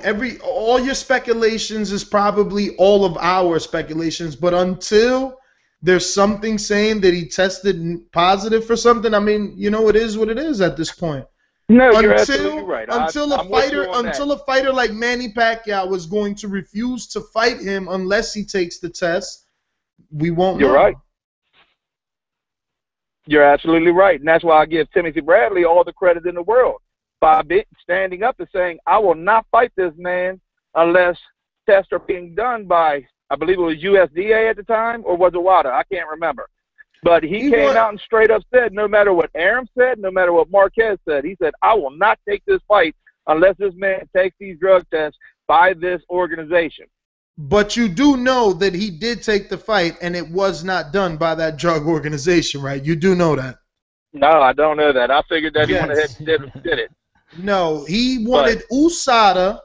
He wanted originally VADA, and then I think Marquez wanted USADA. So then Timothy Bradley said he'll do either or. Then Bob Arum stepped in, said that they were going to do Nevada, and that Nevada was going to increase their drug testing, and it was going to be more stringent, and yada, yada, yada, which it is now. Credit to Nevada. They're going to be using, I think, WADA labs and everything now. But at the time, Timothy Bradley commenced and proceeded with his VADA testing as well as Nevada testing, and Marquez did Nevada testing. But caller, we got another caller here. We got to let you go. But thanks for calling in, brother. That was a great call. We hope to hear from you again. Remember, 646-478-3068. Press that number 1 if you want to talk. We want to talk some boxing. Let's talk over here with 757. This is my boy right here. Love this call. Yo, what's up, fellas? Hey, What's I'm gonna going try to on? make it short and sweet. Hello? I said, what's going on, brother? Nothing, man. Watched the fight this morning 'cause I missed it last night. It was a real good fight, man. If I would have called into the show, I was probably gonna lean towards Alvarado 'cause I thought he was gonna be a lot more aggressive, but he didn't get aggressive to like maybe the 7th round, and even then he was in and out of it. Looked like a shot fighter for the first 6 rounds, to be honest. I thought Marquez would win the first 4 rounds, and I thought in winning those first 4 rounds, Alvarado would have been putting pressure and slowly woo the 40-year-old down. I mean, he's the bigger guy. You would think he would do that, but again, he kind of shot, you know, and like you guys say, I definitely agree. You go by fight basis, how he looked at that night. Last night, he looked like a shot fighter for most of that fight. But Marquez, I mean, I don't really understand the big deal, man. Pacquiao, hold up, Rios and Alvarado fought back and forth, tug of war. Okay, they're on the same level. Pacquiao comes, demolishes Rios because he's a upper class fighter, and Rios is a C fighter. And then Marquez fought Alvarado and did the same thing. He made him like he made him like what he was, a C fighter. I should have saw that. I didn't. I just thought if he was 40, it would have played out a little differently, but it didn't. But at the end of the day, he just showed you that, hey, I can fight with Pacquiao. You know, Alvarado get the same treatment Rios got from Pacquiao. Marquez would probably do Rios the same way, even though Rios was saying, you know, he'll go at him after he would have went at him harder, maybe like Maidana did Mayweather. He was saying something like that to Eli setback. It was a good fight, though, man. It was a good fight. I want to comment on a couple of things I heard y'all talking about because I've been in and out. Marquez, I would say he's the better of the 3 Mexicans between Barrera and Morales. Like, how can you say Barrera and Morales when Marquez is still fighting and he's fighting younger guys? And he's fighting Bradley, fought Alvarado. He's fighting in the high weight class. He beat Barrera, I believe. And they all fought the same Pacquiao. The first version of Pacquiao who only had a left hand and was darting in and out. Pacquiao demolished Barrera. He lost to Morales, but came back and made him quick sit on his ass. And then Marquez fought him the first time. It was a draw, but anybody who saw that fight, which I did, Marquez went down there every round, except for the first one when he lost 4 points because he got dropped 3 times. But after that, he totally dominated that fight. So, I mean, and then he's fought in better versions of Pacquiao, and you could say he won a loss, and he knocked him out the last fight. So, I don't know how you put Barrera Morales and Marquez over Marquez. I mean, the guy's 40 years old, still doing it. They done it. What else? Manny Pacquiao, Mayweather. Come on, man. It's obvious. It ain't neither one of these guys' fault. Manny Pacquiao for every fight says, "Ask my promoter." He ain't outside of Mayweather house with a picture, with a poster board, stomping his feet. Give me this fight. He not doing none of that. Mayweather don't care about Bob Arum. It's obvious he don't do business with him. We all know that if Manny Pacquiao would have signed with Golden Boy tomorrow, that fight would be happening in September. All this fanboy stuff, trying to blame one fight or the next, y'all got to kill that, man. None of these guys put money in y'all pocket, man. Just call it how it is. It's a business thing. That's all it is. It's been like that for years. Mayweather ain't fought nobody on this side, and neither has Pacquiao. I mean, Keith Thurman, Broner, they all would love to fight Pacquiao. They ain't gonna get no Pacquiao fight. I mean, they ain't even calling them out because they know they ain't gonna get it. It's that simple. You can't put blame on Mayweather's shoulders and say, "Yeah, Mayweather, go ahead and keep calling him out. You the big guy, you can make it happen." He don't want to give Bob Arum no check. Point blank, period. Yo, you brought up a great point, man. He brought up a great point because people like James quickly say, "Oh, well, he fought Bradley, but Bradley had to sign 2 times to fight Pacquiao." So same thing Mayweather's doing, fighting everybody on Golden Boy. Pacquiao's doing it over there. So, you can't say one is doing anything better than the other except for the fact that Mayweather's undefeated. I didn't say it was just him.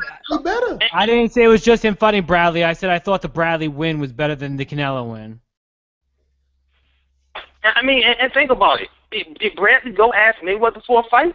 You know what Bradley said? Let's keep it a book. What, on this show he said that he would fight Mayweather in a second if Mayweather fucking fought. On this show he said it. On this show, James, he also said on this show that he won't call Mayweather out because Mayweather's the 400-pound gorilla in the room. If he want to fight Bradley, he could just fight. He should be calling him out. This is exactly why HBO sucks at what they do, because look at the Frauds Groves. Like, somebody just sent me a video during the show. I watched the shit. Frauds Groves, they got 80,000 people over there. They got fucking Groves and Frauds going at each other. I remember seeing one press conference where they were like in the stadium.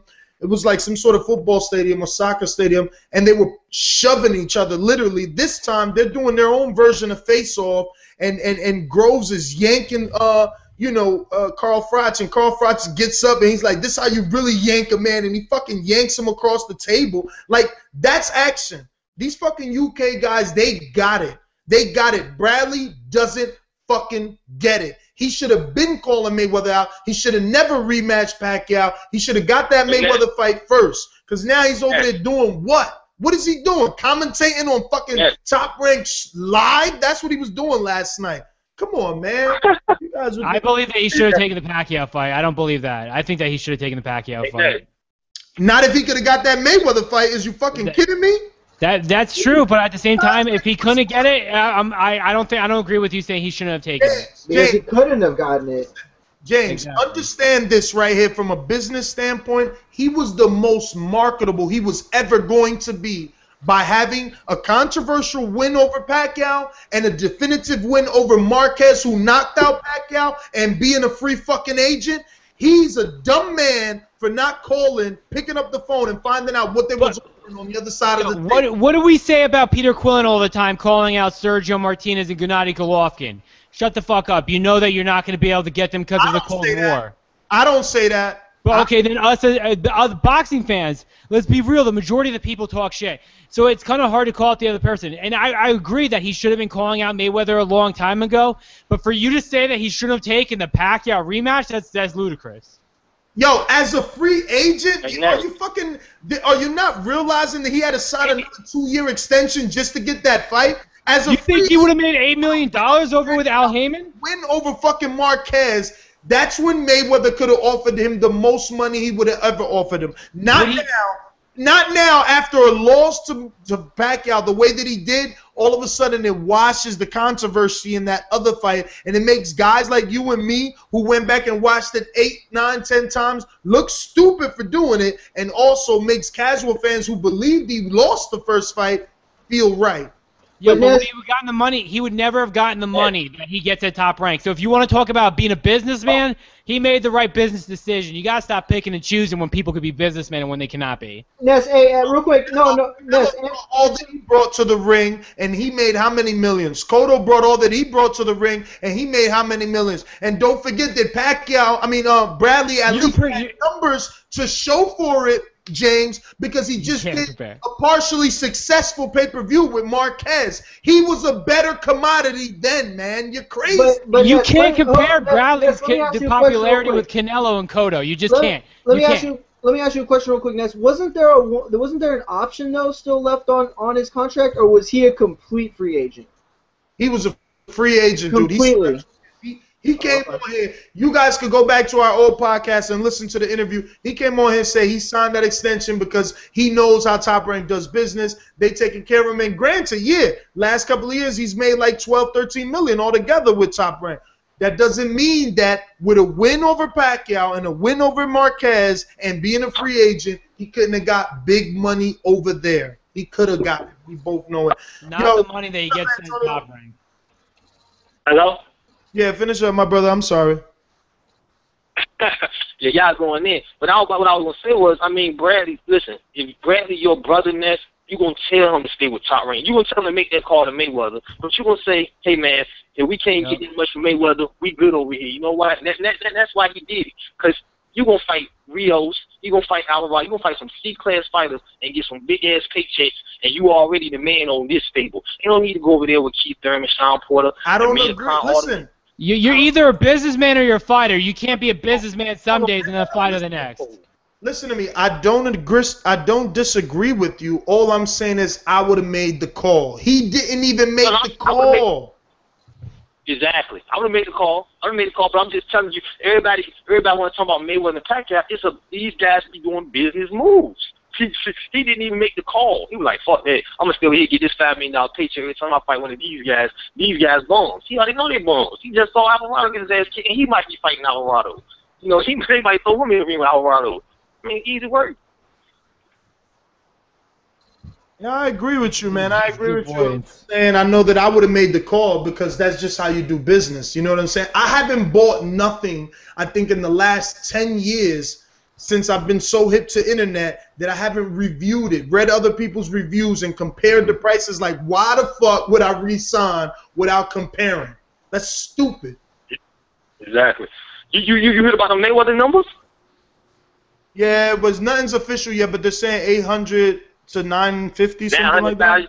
Yeah, but this is the thing though. They keep saying the numbers low, but check this out, motherfucker. They charging niggas $70 to $75. You put the numbers in the calculator, it come up to over 1 million bags because the money, the extra money they offsetting. Back in the day, they was only charging 60. They ain't charging 70, 75. So maybe you got a couple 100,000 people saying, "Fuck it, I'm gonna go to Hooters. I'm gonna go to the movie theater. I'm gonna go to a house party and watch the fight because I ain't paying that bill." That's what it might be telling them. They need to drop their price down. But it's also inflation too, I seen another fight at the movie theater. I seen the Pacquiao-Bradley fight at Hooters, and I seen the Mayweather-Maidana fight at Hooters. And at first, I was watching it at my house on pay-per-view. So I mean, that might be something they want to check out. Like, yo, maybe we jacking the price up too high. No, I think it was just based off the fact Maidana is Maidana. I mean, he's not Canelo. He wasn't Pacquiao. You know, he's not any of those guys. I think it's a good number for what the fight was. I never expected it to do 1 million buys because Mayweather hasn't done 1 million buys every time guaranteed. I mean, that's not the way that it works. You have to have somebody intriguing on the other side. You just have to. And, it wasn't intriguing enough. I do think a rematch would intrigue enough to cross that million. But it's about inflation. Like, you look at the numbers and it's like, oh, well, they made more because pay-per-views are more expensive these days. But at the same time, you got to look at the cost of everything's gone up. So is he making more money than he was 2-3 years ago? Like, I don't know. I don't think he is. Hey guys, I want to do the chat room roll call before we get up out of here. We got a lot of people in the chat. I wish all these guests would make some accounts. But Amen 367, shout out to you. Beast Mode, shout out. Alumni, that's Beast Mode's definitely alumni. Dave the Sinister, another alumni, always in there. Yes. Beast Mode's on Twitter now too. Idilcia, giving quality 24/7. Who else is up in there? Gotta go looking through this. Whole Slayer Dwyer, Juggernaut 44, Cam UK, Mount Alpha, MV Chew. Nothing for Sutton, Ringleader Dank. Who else we got here? Frankie? Oh, the one Frankie and the 177 and a bunch of guests. You guys get your shit together, man. Like, for real. We got one last caller, but let me see if we can switch some topics up here, man. You guys are killing me with the same rhetoric. What do we got?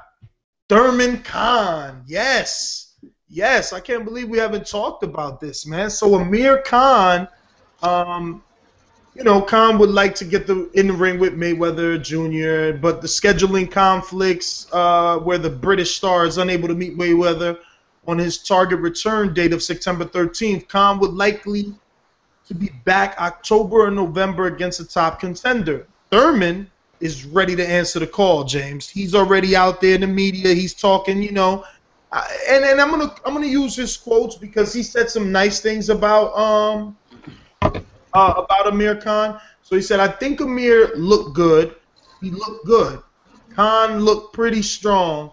He still looked athletic at 147 and everything, He can box. He did a good job and he fought the right fight. And Collazo didn't fight the right fight. And I don't think Collazo could deal with the speed or figure out what he should do to counteract that speed. Me and Amir, that would be a great fight. I like that fight. I'm down for that fight, and I think I'm going to knock him out too. To me, Amir is a real nice boxer. I think what you need to take from that exactly is the fact that he says, I think I can knock Amir Khan out. Stop it. Fight Porter. I like this fight, though. I like this fight a lot. I don't hate it. I don't hate it, to be honest with you. 90 seconds. To be honest with you, I think this is a great fight. Listen, James. First of all, I'm going to tell you two things.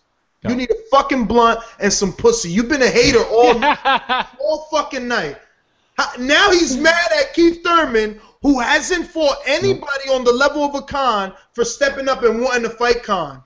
I'm cool with it. No, don't get me wrong. But why is he not calling out Porter every chance that he can get? That's the fight that we all want. Stop it. You know that Khan. You shit over Khan every fucking episode. Now you're going to tell me that he's the credible win against over Thurman? I think Khan's a great fight. Don't get me wrong. But is that the fight I want to pick next? No, I don't. I want to see Mayweather take on Maidana again for the rematch. I want to see Porter versus I want to see Porter versus Thurman, yeah. And I want to see Khan take on someone like maybe a Diego Chavez or Abregu. Abregu can't do it, but whatever. I don't give a fuck. Whatever. Khan could fight someone, whoever the fuck ever. We shit on Khan all the time. We get tweets 10 times a day about how we talk shit about Khan. But now you're gonna sit there and tell me that he's a better opponent than Sean Porter? You're lying to yourself and you're lying to the people at home. But see, where Thurman's at in his career, it's not about who's better. It's the fact that he hasn't fought anyone like Khan yet. So it is a brilliant fight because of that exact fact. But who is Porter really versus Amir Khan? I mean, are we making the comparison that one is light years above the other? I mean, for one, I'm not on the Khan hating bandwagon. I've loved Khan. I think he's a great fighter. I think he has many flaws. But at the end of the day, Thurman's in the position. Look, Mayweather fights Khan. To me, it's bullshit. Mayweather can do better. But Thurman fights Khan. From where he's at in his career, you can't just give the guy the throne when he hasn't earned it yet. And a fight with Khan, man, he earns it. And he did call out Porter. I mean, not call out Porter, but he mentioned the fight. He talked about the fight after he was done. I wouldn't hate it. Hold on, real quick, Ness. I gotta cut your head off, dude, because I'm putting my hand up.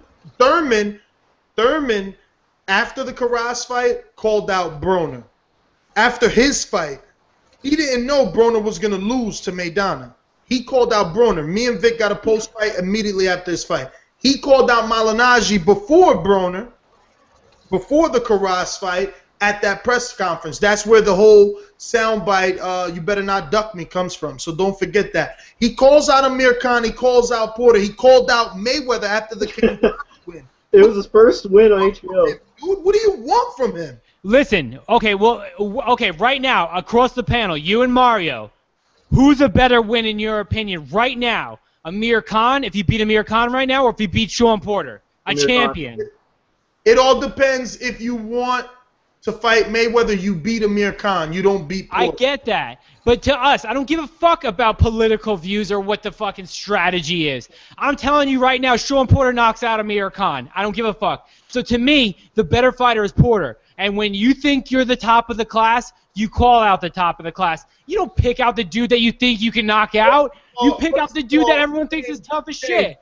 James, what you're forgetting is that no matter if he calls out Porter today, he's not getting a fight. Porter has a mandatory that he's got to face. He's probably going to end That's true. The July 12th undercard pay-per-view, and he won't be able to fight Thurman. Thurman wants to fight now. He knows that Amir can't fight because he's about to go into Ramadan, so we could get a fight in the summer before you go to Ramadan. He wants to stay busy. You want to be a hater. We got another call. 951, you're on the Boxing Voice. Who's this? What's up, man? You guys got me on up in the scene. Abu Nassim. How y'all fellas doing? No, Griff. It's been a long time since that motherfucker called in. My friend. I've been doing good, man. Just been listening to you guys. I haven't pressed one because I've been so busy, and I know you guys love that quality of the video, of the phone, all that kind of stuff. So I don't want to call on you guys, hear some stuff in the background. Man, I don't know, man. I just feel like you've been away in some fucking cave. Like, you haven't called in forever, brother. Where you been at? Nah, bro, I've been around, man, calling, just running around, trying to listen, keep up with you guys. You guys doing a great job, man. Keep it up. What we talking about? We're talking about Amir Khan again. Every time I call, it seems like I'm talking about Amir Khan. Yo, real quick, who would you rather, Amir Khan versus Thurman or Thurman versus Porter? Just for the drama, Amir Khan versus Thurman, just because you know that Thurman brings that power, and you know Amir Khan has that jaw. So you're going to see Amir Khan falling down just for that drama, because Amir Khan brings it constantly. But you guys just want to see someone get knocked the fuck out. Be real. That's all you're saying right there. I just translated it. You want to see Khan get knocked the fuck out. No, you know something. What's awkward is when I went to the Maidana and Mayweather fight, I seen Thurman in the elevator, and I was talking with him a couple minutes about who does he want to fight, and he pretty much said the same thing that everybody believes. Anybody that's willing or has the balls basically to sign that contract. He's ready to fight, but I'm pretty sure everybody's ducking him because he has that power, and he's not that big money yet. I don't hate Thurman versus Khan, for the record. I would just rather Porter Khan. I don't think Amir Khan fights Porter. I don't think Amir Khan fights Thurman. I'm pretty sure Amir Khan's looking for a Robert Guerrero type fighter, probably in October, November, December. Fuck it. That's not even a bad fight, to be honest with you. But I want to before the haters start calling in, call me a hater again. I need to reiterate. I don't hate Thurman Khan. I would just prefer Thurman to be calling out Porter. That's what I'm saying. That's all I'm saying. Yeah, but you guys got to remember also, you know, making some photocopies. Like somebody that's I don't want to say a threat, but Luis Collazo was I don't want to say a threat either, but a good fighter. But he's not going to risk that Mayweather payday supposedly in May over Thurman or Porter. And Porter's got Kell Brook. Unless Kell Brook wins, I could see that fight. But other than that, that's not happening. I actually don't think that Khan is that much of a duck, to be honest with you. He kind of alludes to that. I think Khan would actually take the best fight possible. Don't get the thing. He fought everybody. He's not a duck. But with Al Heyman right now running the show, like he's saying, you know, thanks to Al Heyman, it's not going to happen. Al Heyman's a big influence. Safe. They gotta keep him safe. He's the ace in the hole, man. He's definitely the ace in the hole for Mayweather, so they gotta keep him safe. But if Khan is the Khan that we all remember, he'd fight a guy like Thurman or Porter without a problem. Yep, that's why I like Khan, for that exact reason. But you're just hating on the Thurman all right, fight, fellas. That's okay. I'm not hating on the Thurman fight, motherfucker. You know I'm not. I'm just saying I would rather him Porter. There's not A and B. There's no gray area. It's black and white. And don't forget, you get one of these. Epic fail. Why? You ever gonna see him? Who would you rather see? Khan. You felt like shit. No, this is just one of the millions, bro. What do you want me to do? I gotta throw shit on the wall and see what sticks. You know, who do you want to see in any fight? You want to see the guy that's going to bring that dramatic fight. You don't know what's going to happen. No. I want to see the fight fighting the best. That's why you like a guy like Khan, and he's willing to fight anybody. It's just the truth. Yeah, the garbage man down the street from me will fight anybody. It doesn't mean I want to see him against Danny Garcia. Khan needs to become a sponsor of this show, because I swear to God, we talk about Khan every episode one way or another. And my Twitter, and I get more tweets about me hating on Khan than I've ever got anybody else. I thought Manny Pacquiao was bad, but my Khan, the people that love Khan, oh, they hate me. They hate me for sure. I would not say him. So what else? Hey, Danny Garcia Khan 2 would be awesome, and the winner gets Mayweather 2. That would be an awesome fight in December at 140. Danny Garcia knocks out Amir Khan again. I'm saying it. No, I'm saying I don't mind it, but at least it'll be a fight that he can get his revenge. And if he loses, hey, Danny Garcia is is a star and relevant. He's always been. But I don't hate these fights that I'm on the edge against the Mayweather Cinco de Mayo weekend of next year. I don't hate these fights that I'm on the edge of my seat. That's the exact reason why I like Amir Khan, because every punch can put him away. And if he doesn't get put away, then you're on the edge of your seat for 12 fucking rounds anticipating this knockout. And he proves you the fuck wrong. I don't hate Khan. I don't know why people think I do. I'm just unimpressed. I don't think that he's an A. I don't think Amir Khan talks that he's an A-level fighter, but he's not, and that's it. That's all I'm saying. Flip-flopper James. He's an A-level fighter on a lot of fronts, but the two things that he's missing, that he's lacking, is what gives somebody an A+ rating, and of course that's chin and he doesn't have great defense. So it's like you're Golden State in basketball. You can score a lot of points, but can you play D when it counts, and that's why you can't win the championship, or that's why you're not the top person. And Ness calls me a flip-flopper, but then says that fucking Amir Khan put Thurman's better than Porter Thurman. I didn't say Thurman against anybody. Defend yourself, Ness. That's exactly what you're saying. Honestly, that's one person that if you just gave me a fantasy pound-for-pound 147 list, not against who they fought, just against who you think will win, Thurman might be number 2 or 3 on my list. It's true. It's good. Let me get to this other caller that just popped up, brother. Thanks for calling in. It's been far too long, man. Stop being a stranger. No problem, fellas. All right, take it easy. Late. 312, you're live on the Boxer Voice. Who's this? I think this might be Black Super. This King Jagger, man. God damn, I hung up for 2 hours, get back on, and James is still hating. Holy hate. Hey, I was about to tell you that. Hey, you guys seen that haters ball? That's James at the end of Yo, she's She's got dick holes in her underwear. That's all I gotta say. Yeah. God damn, James. Hey, you just said like about you wasted 15 minutes saying negative shit about Amir Khan, but you ended with, let's get something straight. I don't hate Amir Khan. Yo, that's what I do. I do that good because, listen, I give you both sides. I give you what I think about the fighter. Listen, I might think that you're not that good of a fighter, but if you're entertaining, I'm okay with seeing you. That's exactly what I think Amir Khan is. He's fucking entertaining, but do I think he's the best fighter out there? No. Do I think he's the top 5 in the welterweight division? No. Am I going to tell you stylistically that he's the best and most clean fighter I've ever seen? No. But for entertainment value, yes. A lot of people get this twisted because when I talk to you about Amir Khan, I'm talking to you about what people give you the expectations. Do I have expectations that I think Amir Khan's going to be the greatest in the world? Fuck no. But do I want to see him on my TV? Yeah, I do. So it's like you think I'm a hater because I'm shitting on him, but this is what I need to do. I'm telling you why I don't think he's the best in the world. I'm telling you his flaws, his issues. But at the same time, I'm allowed to say that I think he's entertaining because of these flaws and these issues. That's exactly what makes him good. We've shit on Floyd Mayweather all the time because people say he's boring. I don't think he's boring, but people think he's boring. He's an A-plus fighter. He's an A-plus in defense. He's an A-plus in offense. He's an A-plus in everything. You have someone like Amir Khan, who is a fucking D- in defense, who has a fucking F- in fucking chin, but he has an A in fucking in offensive game. That's what I'm saying. You think I'm a hater, but I'm breaking down these fighters and saying this is why I don't think they're that great of a fighter. But yes, I do believe that they're entertaining, and yes, I do want to see them on my TV because that's exactly what gets us invigorated. That keeps us coming back into the sport is because there's the drama. There's that aspect of seeing someone get knocked out. So when you guys call in and call me a hater, yes, I'm being a hater because I don't think he's that good of a fighter. I don't think he's top 5. But no, I don't want to see him off my TV. I want to keep seeing Amir Khan. I want to see Amir Khan versus Thurman. But if I'm paying my $10 a month, that comes out to $120 a year or $75 a fucking pay-per-view card, I want to see the best fight the best. And that's all I'm saying. And if that means Amir Khan's going to keep fighting someone like Robert Guerrero and I get someone like Thurman and Porter instead, that's what I want.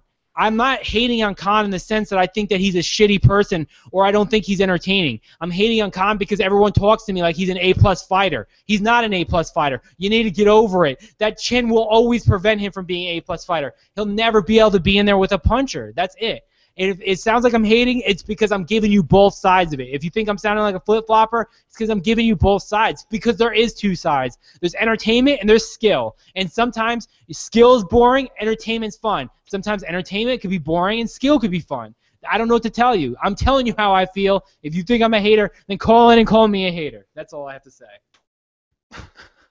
Well, I'll be honest with you. You broke it down I guess a little better, and we realize now that you're not hating, I guess out of free will. It's just something that comes fucking from... It's natural, bro. It's natural hating skill. It's like the fucking flurry, and then I throw the left cross. That's all I do. Yo, but we basically burnt it down, man. This is the Boxing Voice. This is another edition. We'd like to thank everyone that called in, everyone that continues to support us. And we just want to, tell you we'll be back Thursday.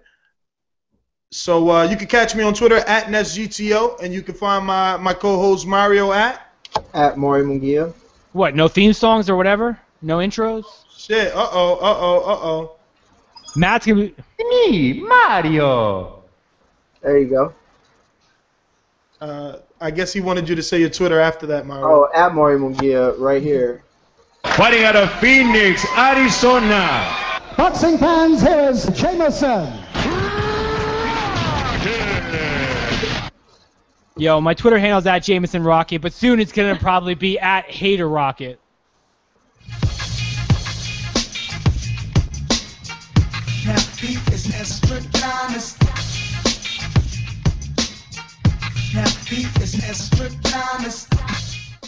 All I'm gonna say is I might pick him wrong. I might pick him right. Everybody's keeping score. I'm up. I'm here. When I lose, I'm here to eat my crow. When I win, I'm here to shine. This is a competition. We're discussing and debating a competitive sport. So Everyone's entitled to gloat. It's like everyone's entitled to give us shit. Don't pick them wrong. See you guys Thursday. Peace. Later, guys. Thank you for using Blog Talk Radio.